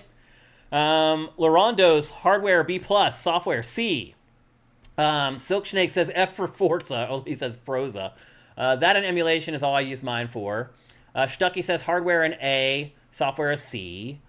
Drifter J, I like my Series X. It lets me play cross-play with my PC friends. B+. Okay, I can understand that perspective. Sony was behind on that one. Yep. That's true. Salsha, hardware C+, software F. So you go even lower than me. Norx SE94, hardware B, software C. People are being more generous to the software than I am. AJ the Legend agrees with me on both. Hardware B+, software D+. Cinetyke says hardware B, software C+. They need bigger hitter console exclusives to compete with PlayStation. Definitely true. Contano, A, hardware C, software. That seems to be the overriding opinion. Hardware A or B+, software C, somewhere around those parts. Almost the reverse of PlayStation. Yeah. Erebus says B, hardware, B, software. Well, you are an Xbox fan. I think you will fully admit that, Erebus. But yeah, so he says B hardware, B software. The Retro Modern Gamer says you don't need to jailbreak for emulation. They have a dev mode for it. Actually, you're right. That is absolutely true. You're right. They have actually kind of embraced that a little bit after initially trying to shut it down. I mean, they're basically abandonware at this point. So, you know, it's like the people made their money on the PlayStation 1 games. It's over. Like, except, you know, actually, not even Sony really doesn't even push that anymore. Like, you know, for a while there with the PS3, it felt like they were going to, you know, kind of embrace that retro thing, and it just never went anywhere. Yeah. Once you lost your library moving to the PS4, they just sort of never went back to that well. Yep. Where the hell is the Suikoden 1 and 2 remakes? Well, there you go. There are our grades and your grades for both PlayStation 5 and Xbox Series X, basically at the halfway mark point for both of them. Matt, what do you think is going to happen in the second half? Do you think Xbox gains? Do you think PlayStation falls back to Xbox? I think it all stays pretty much the same. Really? Ratio I think wise. Xbox will improve some here. I don't think it will. Really? No, I don't. That's really disconcerting. I don't think. I mean, there's a bunch of games coming up from the various new companies that Microsoft acquired that I know I'm very interested in, probably going to like a lot. I don't see any of them moving the sales needle. Yeah, like Avowed and stuff like that. No. I agree with that. At most, Fable might. Yeah. But not because Fable's Fable, not that Fable's some kind of big gorilla in the sales market. Just because I think it has like a wide appeal. It's the kind of game that could do well. Yeah. But like, for the most part, like Outer Worlds 2, Avowed, Hellblade 2, like all that stuff. I mean, I'm super interested. I'll pay money for those games right now. No, those aren't going to set. Those aren't going to buy. You know, people aren't buying systems for that en masse. Like, this is not how that works. Yep. Well, there you go. Maybe if Silk Song came out. That's becoming a meme at this point. Silk Song. Well, there you go. Well, it sure ain't a game. No. So it's got to be something. I hope it is. There you go. Those are our grades for the first half of both PlayStation 5 and Xbox Series X. Next up, we're going to talk about what all y'all have been doing for the last like 3 or 4 days, and I'm guessing you're just like me. You've been finding every little spare moment possible to watch as much of the Fallout TV show as you can. We are going to talk about Fallout on Prime Video. I have finished the show, all 8 episodes. Matt, you've made it through 3 episodes so far. This is not going to be a spoiled. That's our other show where we talk about TV shows and films based around games, and we actually spoil the plot and things like that. This is not going to be like a truncated spoiled here. No, we don't want to set the world on fire. Yeah. We're just going to talk about our overall impressions of the show generally. Matt, I would argue I'm probably a bigger Fallout fan than you. Is that fair? I would disagree with that. You would or wouldn't disagree? I've been Fallout fan since day one. Oh, you always talk about how you don't like Fallout anymore. I don't like Fallout 4 very much, no. But I've been playing Fallout since Fallout 1, day one, and I really only played Fallout because I realized that Wasteland 2 was never coming. Okay. So maybe it's fair to say you used to be a bigger Fallout fan than you are now? I'm a Fallout fan of everything except like up to maybe Fallout New 4. Vegas. Okay. I mean, Fallout 76. I loaded up Fallout 76 yesterday just to see how it was, and it basically is Fallout 5. It kind of now. is, yeah. Like, It's a single player game with yeah. it's basically what it is right now, with a little bit of weird, online economy shit happening. They just released a big expansion for that takes place in Atlantic City. Yeah, and they're about to do another one, I think, later this year that expands the world map for the first time. You can tell it's functional now. It's definitely not what it launched as. Fallout 4. I mean, look, I played Fallout 4 for like 80 hours total, but like I played it twice, and both times I just kind of got tired. I don't think it's very. I think the shooting is like half baked, and I think the story is boring. The homesteading stuff was like all that just doesn't, it leans too hard into that and I think I'm worried about Elder Scrolls, and I also think Starfield has this problem. I don't know why Bethesda got so enamored of building shit, but they're not very good at it. And I find it tedious and irritating and not something I want to do. And that goes all the way back to the Skyrim expansion that was all building houses and stuff. And I can't think of anything I'd want to do less in a Fallout game than constantly scrounge for materials and crap with my limited inventory weight, and then go back and throw it all in a bin and hope that I get the right elements to build enough wooden floors to make my stupid shelter so I can put a guy. Like, who wants to do this? Like, that's not this. I didn't like that part of the game. You notice that's not in the fucking TV show, isn't it? There's no fucking episode of this show that ends up just being all carpentry, is there? Nope. Now, we should mention we are not going to be able to show the show to you guys, because if we put it in the show, we will get copyright strikes.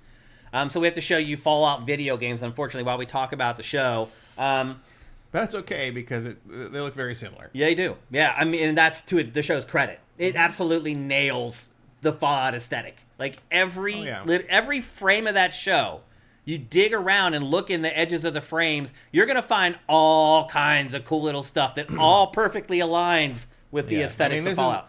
This is Jonah Nolan. This is Christopher Nolan's younger brother, Jonathan, who is the person who wrote The Prestige and Batman Begins and The Dark Knight and did Person of Interest, and like this guy knows his stuff. I've met him a couple of times. We talked we drove to Vegas and back at one point back in 2007, and we talked a lot about his influences and like what he was doing. Like one of his major influences is old BioWare games. Yeah. Like he played. I guarantee you, he played Fallout 1 and 2 back in the day, and you can see when you watch this show, the people making it have played these games. No, for sure, man.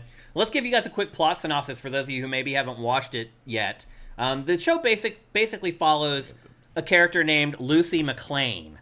She is living in Vault 33. Her dad is the leader of Vault 33, and I think he's a younger brother. Her younger brother also lives there with him. Well, what happens is she is in an arranged marriage with someone from another vault. And in the Vault 32, which is connected to 33 Underground, interesting. But they still don't interact with each other all that much. No, they only do, I think it's like every 4 years they do an exchange. Yep. And so in the middle of this arranged marriage thing, raiders break into the vault and basically just slaughter a bunch of people. They don't break into the vault. They are the vault. Like they've already killed. They had already killed people. And they pose as them. You find that out later, right? I don't want to try not to spoil stuff for people. It's the literal plot that gets her into the wasteland. Yeah. It's the first 20 minutes of the show. Well, they basically kidnap her dad and take him out of the vault, and she sets off on this rescue mission for her dad. And as we know, finding fathers is a big Fallout motivation. Yeah. So. And so she leaves the vault for the first time in her entire life after growing up underground and goes topside to try to find her father. And that is the basic plot of the show. Crazy stuff happens from that point onward, but that is the basic crux of the plot. Matt, the first thing that struck me about the show is how unflinchingly gory it is. Yeah, I mean, it's Fallout. Now, here's the thing, Matt. Now, even looking at this footage right now, seeing all the blood and everything on the walls, like, for some reason, I had never connected Fallout with gore, despite the VAT system and all this other stuff. For some bloody reason, mess perk? I know. For some reason, I had never, in my mind, said Fallout gory. I mean, that's something I associate with from the first game. I know, a lot of people do. I did not. And so I start watching the show, and I will say, as I watch the show, and it kept connecting the dots to the games, I was like, I just completely was oblivious to the fact that Fallout is a crazy, gory, violent video game. Yeah. And the show is crazy. Like, some of the stuff that happens in this is really, like, it's, like, right up there with, like, Terrorizer level, like, gore, where they're just, like, getting very creative with how they show some of this stuff. It's also the casualness of it. It's like... It just happens. It embraces the game sort of like, human life is worthless. Pretty much. In this world. Yeah. And so she leaves, and she ends up running into, and you have all the races. So you have all the factions that are involved. You have the Brotherhood of Steel, who have the big power armor, and they're kind of like the cops of the planet. And kind of ridiculous in them, which is kind of... A little bit. I mean, I think that's intentional. You think so? Yeah, because that's what that would look like. Yeah. They look pretty silly in the game, too. Yeah, I guess. And like in live action, you don't have the advantage of being able to have the armor clip through itself. Right. So everybody kind of walks a little weird. No, you're right. They do walk pretty awkwardly. The sound design makes it work Yeah. and not feel like a guy in cosplay. Yeah. But like, it's also a kind of interesting. I mean, one of the things I don't like about 4, like very much don't like about 4, is changing the power armor to be like a Iron Man vehicle suit. Yeah. Because in previous games, you basically just put the armor on. Yeah. And now it's like you have to drive. You have the power core. Yeah. I did not like that change. Yeah, I could understand that. It's just, previously it was just really good armor, and now it's a whole other thing I have to manage. Yeah. Now, they do use that to their advantage in the show, so it's pretty good. They use it well in the show, but in Fallout 4, I find that really irritating. Yep. So you do have all the other facts. You have, like, the ghouls that run around, and one of the main characters in this show is a ghoul. Are there other ghouls? Yeah, oh yeah. Remember well, you haven't got there yet. Yeah. You haven't watched enough. But I almost spoiled something huge. Because early on, it's just he's the only ghoul early on. Oh, eventually there's way more. You can call him the ghoul. Yeah. Well, he is not the only ghoul in the show, and the show does a lot of time skipping. It will jump back to the time before the nuclear blast happened, and it keeps doing it throughout all 8 episodes. And you eventually learn that, like, the person. And by the way, Cooper the ghoul in this is probably the best character in the show. He is fascinating. But you learn his backstory. His wife used to work for Vault Tech, and he was an actor, like, being a star in cowboy movies or whatever. He was, like, hyper patriot guy who, like, called everybody else commies and blah, blah, blah. Well, eventually he finds out that, like, what his beliefs aren't necessarily aligned with what he thought they were. But the show does an expert job of constantly jumping back in time to showing how he became a ghoul and how he ended up out in the wasteland instead of down in the vaults. And the time skipping, I feel like they do a really good job with it in this show. It's never off-putting. There's sometimes when I watch TV shows and they do like a flashback episode, and as soon as it starts, I'm like, oh God, here's the flashback episode. The flashback episodes in this show are as good as any of the other ones. Well, once again, it's Jonathan Nolan. Yeah. He knows how to do that. He did Westworld. They never waste them. There is a lot of Westworld in this. There's a lot of Westworld in this, for sure. Also, like, I did like that in the second episode, there is a bunch of characters meet each other, like, for like a big kind of, it's not a showdown, but like all the characters that individual plot threads have been following all meet up in the same place. And I remember I was thinking, if this was a Netflix show, this would be the series finale. Yeah. It would have taken 12 episodes to get to this point, and they probably would have just cut. It was just and the second episode, though. Yeah. No. This show gets on with it. Oh, yeah. And I appreciate that. Oh, yeah. The pacing in this show is great. The character development is great. Pretty much all the actors are great, so much so that the ones that aren't great are the ones that stood out to me. Like, there's one scene where Eric Estrada is... Yeah. Have you seen that scene already? No, but I heard about it. It's horrible. It is some of the worst acting I have ever seen. I mean, but it's only because he stands out from all the other great actors in the show. Whereas, like I'm not a big fan of Michael Rappaport, but he does a great job. Yeah. In his cameo is pretty much flawless. There's a lot flawless of casting. Yeah. So one performance stood out for me. Even the father, like, who wouldn't risk their life to save Kyle MacLachlan? Yeah, there's another subplot too where there's this guy who wants to be a part of the power armor, and there's this whole program in this that's not in the games where each set of power armor has what's called a squire. It's basically this human that runs along with them and carries this huge bag of crap. Yeah, which is a very funny reference to how much crap you carry around in the game. And there's a lot of stuff, like the game, like they take the game's logic and just pick it up and run with it in ways that I think are really clever. Like, there's nothing the stim pack can't fix. Yeah. And it's like, that's just the way it logic is. of the world. That's how it is. Like this character was almost dead. Stim pack? No, they're fine. Yeah. They're all right. Well, there's other stuff that happens later on too that follows in that same vein, and it lines up perfectly. There's so much in this that's just like the people who made the show were like, "That's great. There's no reason to change that. Keep it. Keep that. Everything in there is just like everything you recognize, down to the brands and the logos on all. They didn't even change the logos on the fake brands. No, like, they're like they knew this world was a winner because that's the thing about Fallout. Is the story doesn't really matter. Like the story, the games all tell different stories, and this story is structured like a game story. Like it's structured like a Fallout game. Like you can even okay, here's the first town, here's the first antagonist you meet, here's the first quest. Yeah, it's all there. Yeah, it's pretty amazing. And look, we'll probably do a spoiled for this show once Matt finally gets through all the episodes. So we don't want to talk about it too much here. We're probably going to talk about it at length eventually once we can do spoiled and actually talk about the spoilers and other parts of the show. But for me, the overarching opinion I have of this show, one, is that it's flipping great. Like, I'm torn between whether Fallout or The Last of Us is the better adaptation of games. I think it's hard to compare. I think they're both. But that's how good it is. I think they're both on par with each other. Where Last of Us is basically adapting the story directly, and Fallout is an adaptation of a setting. Yeah. So it's hard to really do a one-to-one comparison. But I'd say they both nail what they're after about on the same level. Yep. And to Matt's point, this is a great universe for a TV show. It just is. It's so weird and avant-garde. Like, for people who haven't played Fallout games, they must be like, what the hell? Yeah. Like, it's like this 50s retro chic tech that they're living in. Like, there's nothing else like it. And it's interesting and compelling. And the concept of people living underground for hundreds of years. And then it's all great for a TV show. It's not over-explained. And it's not like... It's not all laid out in front of you. It's not like a homework assignment. Like, they just show you this shit, and everybody knows enough about post-apocalyptic stories to get it. And it works.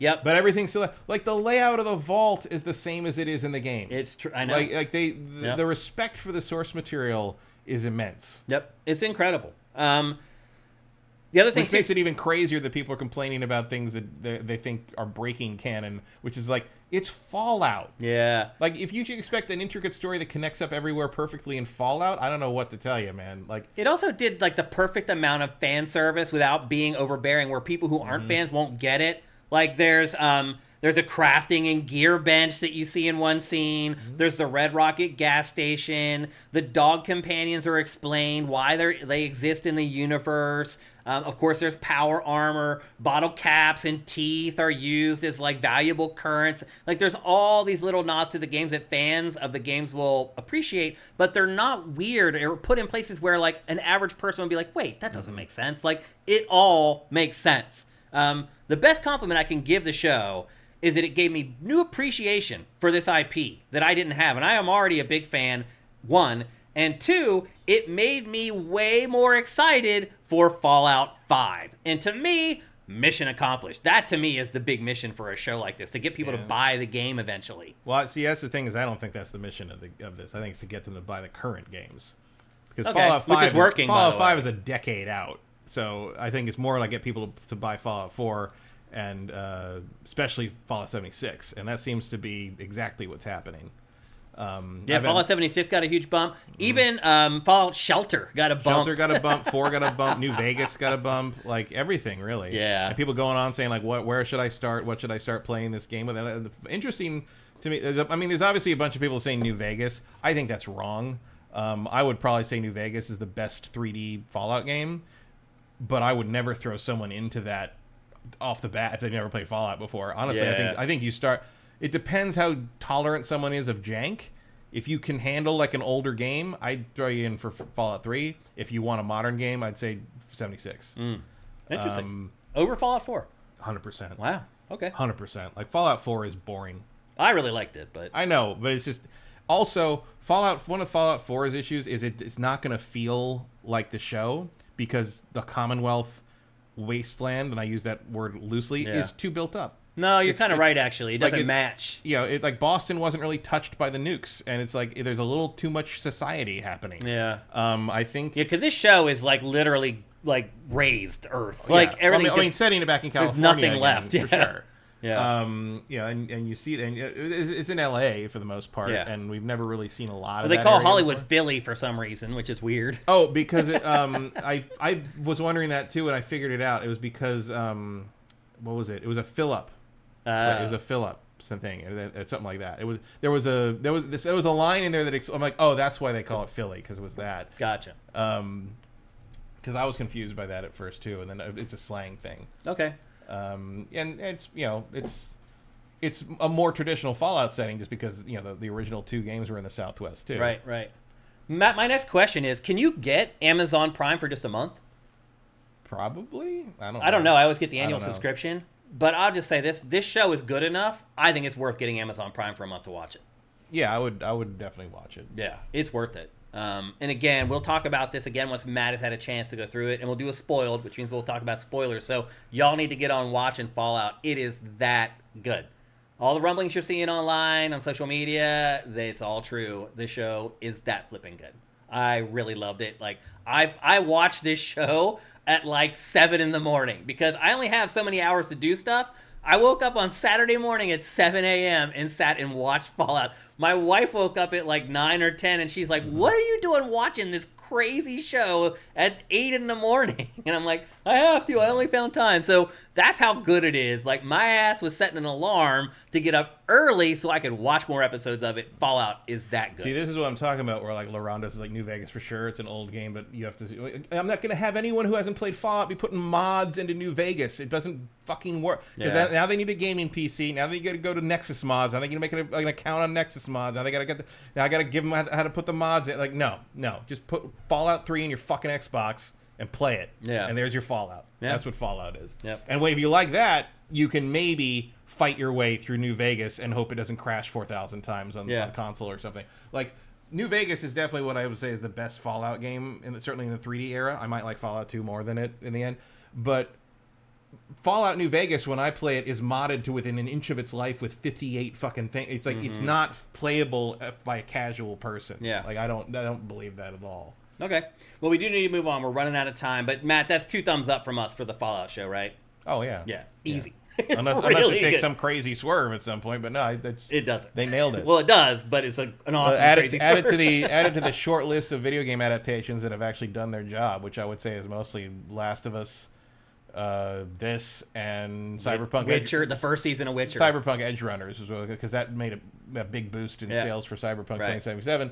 I don't know if The Witcher really did that for Witcher 3. No, I don't think it did at all. Because it was also way late. Much later and not really related, and it's a different story. And I'm just saying it's the other really good video game show, the first season. Anyway. Yeah, but that's the thing is, like, Witcher isn't a video game show, it's a book show. No, that's true. Because they're telling the book story. Point. That's a good point. Because I kept thinking about how the Halo show had no appreciable impact on the game and interest in the game. Probably because the Halo show is terrible. Yeah. So it's important that the show is good. Yeah, and this one is. Go watch it. And again, I would recommend getting Prime for a month. And then you can give us Twitch Prime as well.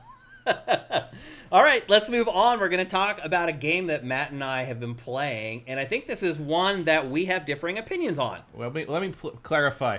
I played this for 20 minutes. Oh, and that's enough because I hate this game. Well, I'll say this, Matt. That is enough time to get the gist of the game. Yeah, it seemed like it definitely is. And we're talking about a game called Children of the Sun. It is a sniping game that's not a sniping game. It's really hard to describe, and the reason I like it it's a sniping puzzle game. Really, it really is. It's like a puzzle. It's really more like billiards or pool than it is like a sniping game. So you play as a young girl who grew up in a cult that killed her parents, and she has come back for revenge on the cult. And you show up with a sniper rifle. She licks a sniper rifle. There's a very dark edge and tone to this game. This game is the most embarrassing thing I've played. Oh, really? Years. It's such. This game's a little 3 edgy 5 me. It's just like I'm glad that someone who worked at Hot Topic, as long as whoever made this did to get like to put out something this like high quality.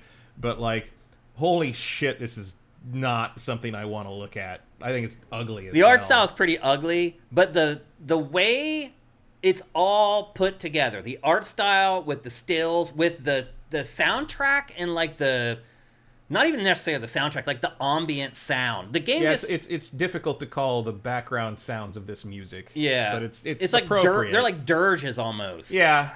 It has a very specific tone, and I think it nails it. Now, the actual gameplay, it's a level-by-level game, and you have one bullet to kill everybody. That's basically the gist of it. And when each level starts, you basically circle around the level, and you try to scope out the people in the center to figure out how you can line up your shots to get all of them with one bullet. And so basically you shoot a bullet. Once it hits something, you can then re-aim and send the bullet to something else. And then they throw wrinkles into the mix eventually where, like, okay, you can shoot this car's gas tank. And if you do, that gives you a chance to reorient your bullet and fire it in a different direction. And then sometimes they'll put, like, birds in the sky, and you can shoot them, which will send your bullet up to the sky, which will then let you look down and have an overall view of the entire battlefield to help you kind of plan out your next couple shots. And that is basically the premise of the game.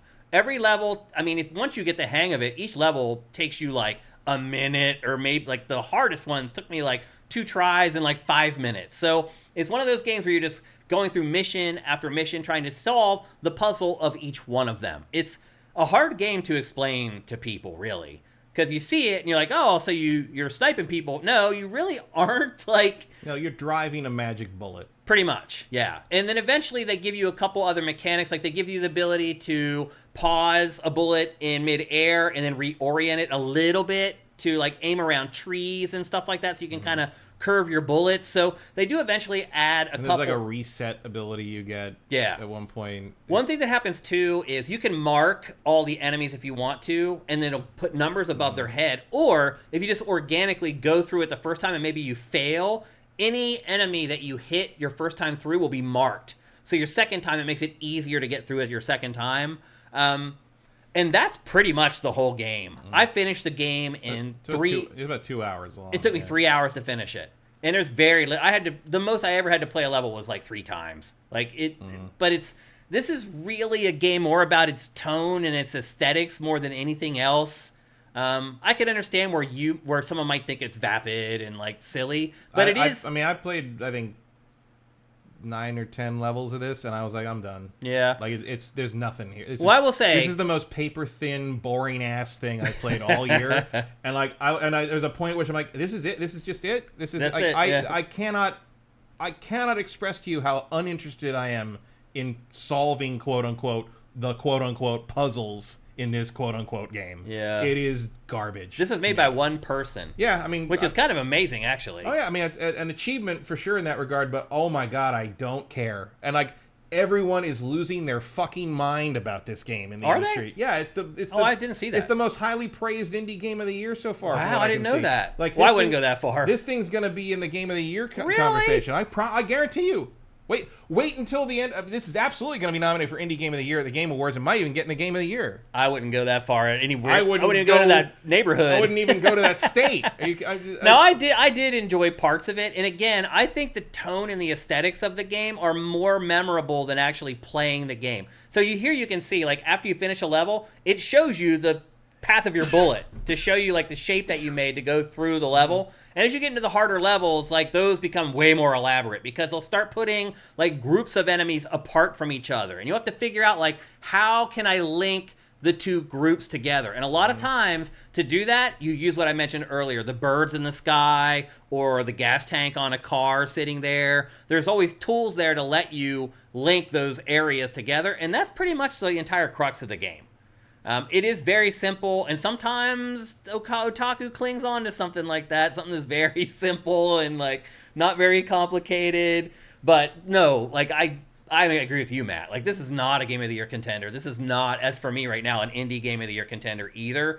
But I did appreciate the aesthetics and the concepts behind it a little more than you did. Yeah, I don't appreciate them at all. I think they're garbage. This is only $15, and again, it is only 3 hours long. It is unique. I have never played a game like this in my life before, but that doesn't mean that automatically makes it good. Like, yeah, there's just nothing. I mean, if I want to play a puzzle about angles, there are better games for that. If I want to play a game about sniping, there are way better games for that. Yeah. If I want to play a game about killing cult members, that are better games. So I don't get any. I get nothing out of this game. It's just I'm irritated by it. I played it for 20 minutes and I will probably refund it. I have no need for this in my library. I will say this: as you play longer, and they add those couple mechanics, it does make I saw that. I read the manual. Okay. And saw probably because I was curious who some of these people were, because they explain nothing about anything. Yeah. Which they still don't really explain it, but they talk about the abilities you get in the future, and okay, sure. But no, it makes it more involving. It's the puzzle solving, more involving. No but no the main concept does stay mostly the same. Yeah. No interest, and I find every aesthetic element of it to be repulsive. So yeah, no. I like most of it more than you did. But still, it's not like a game of the, in my mind, not a game of the year contender or even indie game of the year. But if you are someone who likes to check out new concepts, the only reason it wouldn't be in that conversation is because it's too soon in the year. Yeah. Like if this came out in November, this would be nominated for a bunch of shit. Promise. 100%. We'll see when it all shakes out at the end. But it is only $15. So if you're somebody who does like new concepts in video games or likes to try things you haven't tried before, it is that. But it's not that involved. What you've been seeing in the B-roll, that's the game. That's pretty much the entirety of it. And it is very short. Just slowly rotating until your stupid crosshairs gets on another stupid guy's head. And maybe you match up for the time. Maybe you get there in time to have the multiplier work, but probably not. Yeah. And then you get a score thing, and it doesn't actually make any sense what you got lost points for or gain points for. No, I agree with that. I had no idea how the scoring worked. I had no idea what any of that's supposed to mean. I routinely scored somewhere around 1,500 on the leaderboard. I never got any higher than that. Yeah. So, and sometimes I ended up in the 9,000s range, and I don't know why that happened. It's like, okay, I could not possibly care less. I'll say this. I am surprised to hear that this game is getting... I don't know how I missed it. Because the reviews weren't that great. Like, the reviews are kind of mixed. They're like low 80s, I think. But like there were reviews where they didn't like it, though. Like, where literally the editor was like, no, this is just like a throwaway piece of whatever. Like, it's all style and no substance. And agreed. That is definitely one of those games. It's more style than substance, for sure. Mm-hmm. Yeah. So there you go. That is Children of the Sun. It also, by the way, it's only available for PC. It will. I'm sure it'll come to consoles eventually. I can't imagine this not being on every Right now, it's only for PC, though. All right, let's move on. Put that on VR and make everybody really sick. It does have a little bit of hot. Super hot. Super hot. It is somewhat like super, but super hot's fun. Super hot's better than this, for sure. And super hot didn't win Game of the Year either, so I don't know what they're talking about. All right, let's move on. Also, if you're gonna give an indie game of the year, that's Balatro. Yeah. Yep. That's the best indie game of the year so far. Yep. Well, it's time for our New York Sneaker Society Sneaker of the Week. What's up, everyone? Shane here, and one thing you may not realize about me is that I am a total sneakerhead. That's right, I've been collecting Nike sneakers since the early 90s. My favorites are Air Max 95 and Air Max 97. Now, one thing that's different about me from your typical sneakerhead is that I actually wear the sneakers. And because of that, they can get dirty. And that is where New York Sneaker Society comes in. Using their advanced shoe cleaning products, I turned an old pair of Nikes that looked like this into this. With their cleaning products, your sneaker life can go from a year to 5 or more. I know that. I have shoes that are like 30 years old that I still wear because I've cleaned them. You can also lower your carbon footprint, by keeping your kicks looking fresh. For my daily drivers, I also appreciate New York Sneaker Society's Refresh Spray to keep them smelling great and staying crisp. Head to nysneakersociety.co/sifted to clean your shoes like a pro at home and get 10% off your order. That's right, that's nysneakersociety.co/sifted for 10% off. That's right, people. Go to nysneakersociety.co/sifted. Make sure you use that URL because you will get not 10%, 15% off if you use that URL. Again, it's nysneakersociety.co/sifted, SIFTD, to get 15% off your order. The cool thing about New York Sneaker Society is they have packages for everybody. They have big packages where you can get stuff where you clean your shoes and then you can protect them so that they don't get dirty earlier. Or you can just buy the kit where you just clean them, and those run for about $15. Again, go to nysneakersociety.co/sifted. Make sure you use that URL to get 15% off your order. And our sneaker of the week here on GameFace, we kind of ruined the surprise a little bit earlier, is another indie game that people have been really talking about, and it's a game called Botany Manor. Matt, I played this a little bit last night, and I'll say this, I was a little surprised at it, like that so many people are gushing over it. It reminds me of like The Witness. Yep, definitely has a Witness vibe. Yeah. I enjoyed it, but it's like what people are calling out cozy games. Oh, definitely cozy game. I hate that phrase, but this is the definition of it. It's better than Blobber. That's true. It is a very laid back puzzle adventure, basically, where you need to grow specific plants, and there's a process that you need to follow, which has no relation to reality. Right? By the way. Like that's like a game of this being like, oh, do I have to like plant this? Like, oh no, this one grows because I flash a camera bulb at it. Right. Right. I thought I was gonna have to like be doing actual gardening right, or something. No, it's all not. It's like it is a lot of trial. It's about as real to gardening as Pokemon Snap is to photography. Yeah. There are clues that like tell you like at the beginning, like you have to cross-reference like these two pieces of material that they give you to figure out what that exact type of plant needs, and you figure out, oh, it needs air temperature at this exact temperature, so then you go set the boiler to the temperature, and then you take the plant over to the exhaust vent, and the heat hits it, and it grows, and then a door unlocks, and you go to the next room, and then there's another one that you have to... the areas get bigger, so you have to like figure out where to take things more, and like it's... The house unlocks the doors, and now you can get anywhere, and you have to interact between the different puzzles. It's very standard puzzle adventure, single location puzzle adventure. Yeah, but it's a good one. It's fun. Yeah, it's fun, and it's got a different angle to it, like growing the plants and everything like that. Like it's a very relaxing game. And as I mentioned earlier, it's on Game Pass. If you're a subscriber, you can just go download it and play it now. How much did you pay for it, Matt? Whatever the price on Steam was. I'm asking how much is it if you pay for it? Because I didn't. I just 25. Okay, something like that. How much have you played of it? I think about halfway through it. It's fine. It's fun. Yeah. This got like 9s out of 10. I don't know about that. I was expecting a lot more for a 9 out of 10. Like it's a pretty standard evolution of kind of there's witness to it. There's some whatever happened to Edith, what remains of Edith Finch to it. There's some mostly from the story you're telling about the woman you're playing. You play like a 60-year-old woman in this who's an expert in botany but has come back to her manor, and all of a sudden you gotta... It's weird that she doesn't know how any of these plants work, but like even though she has all these facilities here to make there's a couple notes that basically say like, oh, she's so scatterbrained. She never was like, okay, that's not a really great thing for an expert in something. Yeah. Also, I enjoy that it takes place in like 1890, so there's like a bunch of like her like having to fight through the sexism of the time. And like to the point that I love that there's a rejection letter from when she tried to go to college. Oh, right. As a PA. It's in the kindling. So you've had that rejection letter in the kindling for like 40 years. Didn't bring yourself to burn it, apparently. Just waiting for the day you get real mad enough to burn that one. Yeah. I'm not into these types of games really, so this isn't really for me. But again, it is on Game Pass, so you can play it for free. And it is relaxing. It's one of those games you can kick your feet up and spend a little bit of time with, and you're not going to get stressed out about it. And they get complex. The puzzles get complex enough that you don't feel like it doesn't feel like they're treating you like an idiot. Yeah. Early ones you're like, oh, that's it, and later on there's enough moving parts that it feels a little more organic. Yeah. No pun intended. I only played the first 2 hours of it.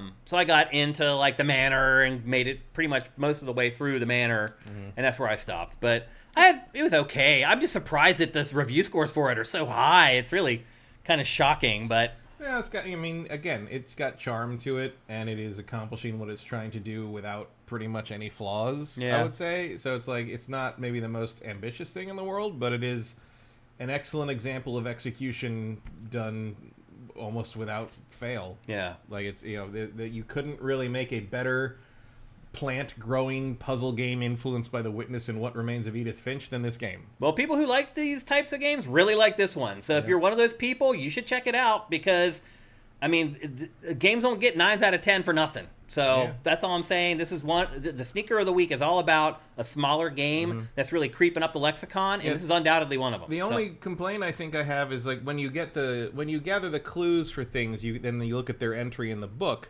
You can arrange the clues in there's spaces for each clue, and you can put wrong clues in, like so it won't like activates, and so you find clues out of order. That becomes more of an issue later in the game as you find clues for various things, different puzzles simultaneously. Yeah. But when you put it all together, it'll like kind of glue into the book, and it like so you found all the clues, but you can't look at the clues in the book. If you want to re-look at a clue, you have to go back to the clue in the world and read the paper or read the book or whatever. And I'm like, why am I not just making notes about the clues I find and just like, That's a weird way to do that. That was happening in Alone in the Dark. Like, you couldn't go back and look at the clues. So I was taking pictures with my cell phone of the TV screen. That's just bad design. You can go back and look at the clues in this, but you have to go back. And I'm like, well, I don't want to walk all the way back to the other side. You also walk really slow in this game. Well, you can run. So you can? Yeah. I didn't know that. Yeah. What button do you click to run? Oh, it's either a left bumper or click the stick. It's not click the stick. Maybe I think it's left bumper. I never found it. Interesting. Hold left bumper to run. So anyway, that is Botany Manor. It's available for everything? Just about. Yeah. Yeah, it's one of those indie games that's available for every platform. I mean, it's not super demanding. Yeah, and you're saying $20, $25 roughly? I feel like I paid $25 for it. I can't remember exactly. I bought that and Children of the Sun at the same time, and I don't remember what was what. Okay. Children of the Sun was $14.99. But I don't remember what Botany Manor was. Okay. But there you go. That is our sneaker of the week. $24.99 on Steam. $25. Okay. It's our sneaker of the week for GameFace episode 384. I don't know if it's $25 worth. No. I might say 20. Based upon what I played, 20 would be max for me, but I only played the first 2 hours, so. But other people love it. But if the premise really interests you, then yeah, probably 25. 25 is not bad. Okay. But it is pretty short, seems like. All right. Well, we're running out of time, which means we have to immediately get to...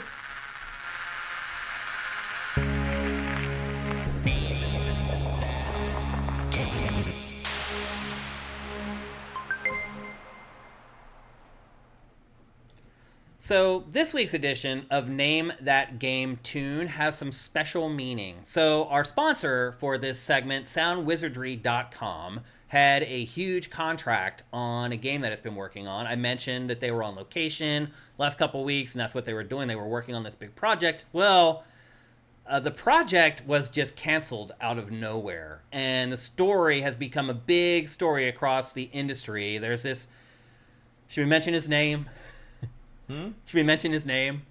Should we go that far? Your show. Yeah, I guess I'll refrain from that. But basically what happened is a project that Sound Wizardry was working on was canceled unexpectedly. The person who pulled the trigger had closed a prior studio down the month before and then closed this one down. And just out of nowhere, everybody who was working on this huge project was just kicked off the project and their contracts were canceled. So and the whole company was shut down. And the whole company was shut down. I know several people who lost their jobs from that. What's the studio called again? It was called Possibility Space. Possibility Space, yeah. And so Sound Wizardry was working on a big game that they had been working on for a long time. The CEO subsequently sent out one of the shittiest shutdown emails I have ever seen. He said that they canceled the game because someone at the studio had leaked the game, and that had never happened. Had not happened. Whatever article was supposedly in process had not been published at all yet. And people I know basically who were there said we couldn't have leaked anything because nobody really knew anything about the game because it was all compartmentalized so strong. Nobody knew what it was. Yeah. So it really sounds like some weird stuff was happening there, and I would not be at all surprised if we found out more through other means later. Yeah. The bottom line is that one of our sponsors lost a huge contract that it relied upon to pay its employees for the foreseeable future. And so Sound Wizardry has a huge opening in its schedule. It needs a new contract. So if you're somebody who is capable of hiring sound people to work on games or anything else that you're working on, now's the time to strike while the iron's hot. I've talked about this before. And as somebody who hires people, I think ultimately when it's all said and done, when you look at the hires that you've made, most of the time, the good hires that I've made, it turns out that the people were good people. They generally make the best employees. Now, obviously, Sound Wizardry's resume speaks for itself. It worked on multiple Game of the Year candidates last year. And same with the people that were at that company in general. That was a murderer's row of people. It was an all-star. Those resumes didn't read like resumes. They read like greatest hits collections. Yeah. And so, that's why we're here, to try to convince you to hire SoundWizardry.com. They have an opening right now. They are amazing at what they do. They are amazing people. Go to SoundWizardry.com, hire these people, give them their next gig. They deserve it. They've earned it, and they will make your project better. I guarantee it. And with that, let's get into Name That Game Tune. A couple things before we get going. First of all, the object of this game is I'm going to play 5 audio samples from a video game. You try to guess the name of that game before Matt Keil guesses the name of the game. There's a couple things to keep in mind. If you've won this year, do not play. You can only win once every calendar year. So if you do win, you're not going to get the prizes, so don't play. Also, please don't play unless you're going to use a code for PC games, because if you win, you get a free PC game. If you're not going to play PC, or you don't play PC, or you don't know anybody who would play PC games, please don't play. Let somebody win the game who will actually use the code that we send out. And then the final thing is we put the chat into slow mode, meaning you can only send one chat every 60 seconds. So don't blow your chance at winning this on just spamming game titles into the chat, hoping that you guess the name of the game right. You're not going to win. I'm just telling you right now. So those are the ground rules. But most importantly, please go to soundwizardry.com and hire those people. They are amazing, and you will not regret it. All right, let's get everything up here for Name That Game. We got the chat ready to go. Matt, you got your headphones ready? Let me get the volume turned up in the headphones for you there so you can hear everything. Okay, the last couple weeks, I was terrible. You guys have guessed it on the first sample the last 2 weeks in a row. I'm hoping I can make it at least past the first one on this. Are you ready, Matt? Yeah. Are you all ready? Here comes the first sample for Name That Game tune in 3, 2, 1.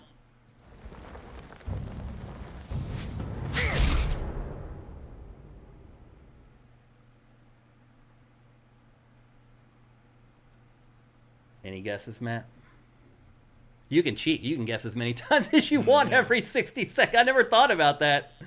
Oh my God, wow. No! You got it. There it is. Yeah. Taiko drums. That's true. Damn, dude. Rosencrantz, you got it. He got it already. It's over, people. The first guess. Got it. Ghost of Tsushima. Dang it. Why am I so terrible at this, Matt? I think other people are just very good at it. Wow. Fire Native also thinks your hat is... Oh, really? is offensive. Let's see if anybody else got Ghost of Tsushima or if it was just Rosencrantz. He's the only one I saw. Yep. Dang. You guys are just too good. I try to make it exciting and get all the way to the end. I just can't do it. You're just too good at it. Awesome. Here's your round of applause, Rosencrantz. That's amazing, man. I really don't know how he got it from that one. I mean, you say it and it's obvious. Really? Yeah. Let me play it again. The taiko drums are like it's the Japanese. But it could have been any Japanese game. Like I knew that was in there, and I'm like, okay, this will clue them in that it's a Japanese game. Yeah, or if you say it, and I'm just like, yeah, I've heard that guy yell when you get killed. It's like, crazy. Here's the second one.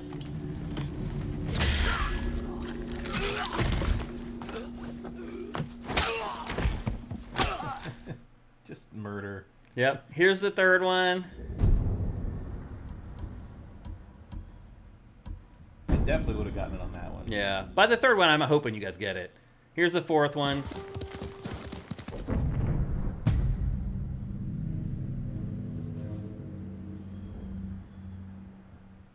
And here's the last one. Yeah, you're right. You gotta start picking stuff that's like PS2 shit no one's ever heard of. But then, like, nobody wins. It's a tightrope to walk. You think You constantly underestimate people's knowledge of this stuff. It's mind-blowing to me. It really is mind-blowing to me. You guys are just amazing. Back in the day, we had a thing where like this like chat room I was in back on AOL, and it was one of the guys. We had an email list, and he would send a random game. We would do contests. Sometimes I'd bring back swag from like various events, and I'd say like, I'll donate to this so we can send it out. Whoever wins. He would literally send out seconds of game music tracks, like 1 second. Yeah. And if someone got it, you got it. And the next day, if he did, he'd send out 2 seconds. And music's easier. People always music makes it easier. I don't know, but for me it does. Sound is not necessarily. Yeah. Like audio is the thing that's in your head all the time when you're playing these games, unless you turn it down, listen to podcasts or whatever. Yeah. But like, I mean, there's some. You want to make me get it every single time? Start putting some Apple IIe shit in there. Like that's the stuff that burned into my brain forever. Yeah.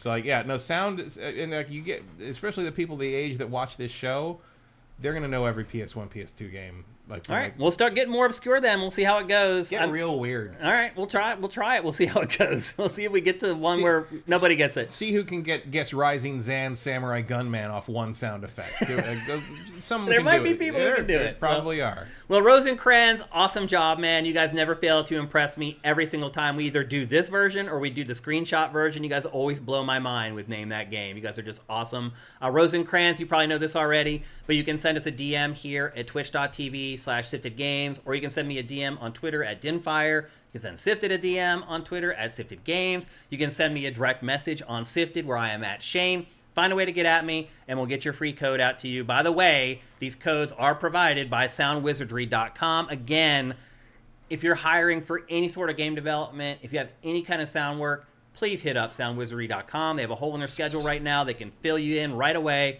and get you in and do amazing work for your project. And that's it for GameFace 384. Thanks to everybody in our chat. You guys were amazing, fact-checking us. Awesome at Name That Game, as always. You guys were great also during our report card segment for Xbox Series X and PlayStation 5. The show just wouldn't be the same without you. And we are here every Tuesday at 1 p.m. Pacific, 4 p.m. Eastern at twitch.tv/SiftedGames. And as I say, if you want to support us, head to patreon.com/Sifted. That's SIFTD. That is ideal. Supporting us permanently, and we can count on that money. It helps us manage our money a lot better if we know the money's coming in. If you don't have any money, just review the show on the podcast service that you're listening to it on. If you're watching on YouTube, like it, subscribe, ring the bell, all that stupid YouTube crap. But most importantly, share the show so new people can find it. Or if you are a subscriber for Amazon Prime, just go down below in the description and learn how to help us out with Twitch Prime. There's so many ways that you can help us, even if you have no money, and we appreciate all of it. So everybody have a great week. I think we might have at least 1 or 2 big games in next week's show. I think probably Uden Chronicles will go at live the least. by then. Yeah. So next week we should have more games, but I think the show was still pretty good. I had fun doing it, and hopefully you guys had a lot of fun watching it. We'll see you next Tuesday. GameFace is up and out.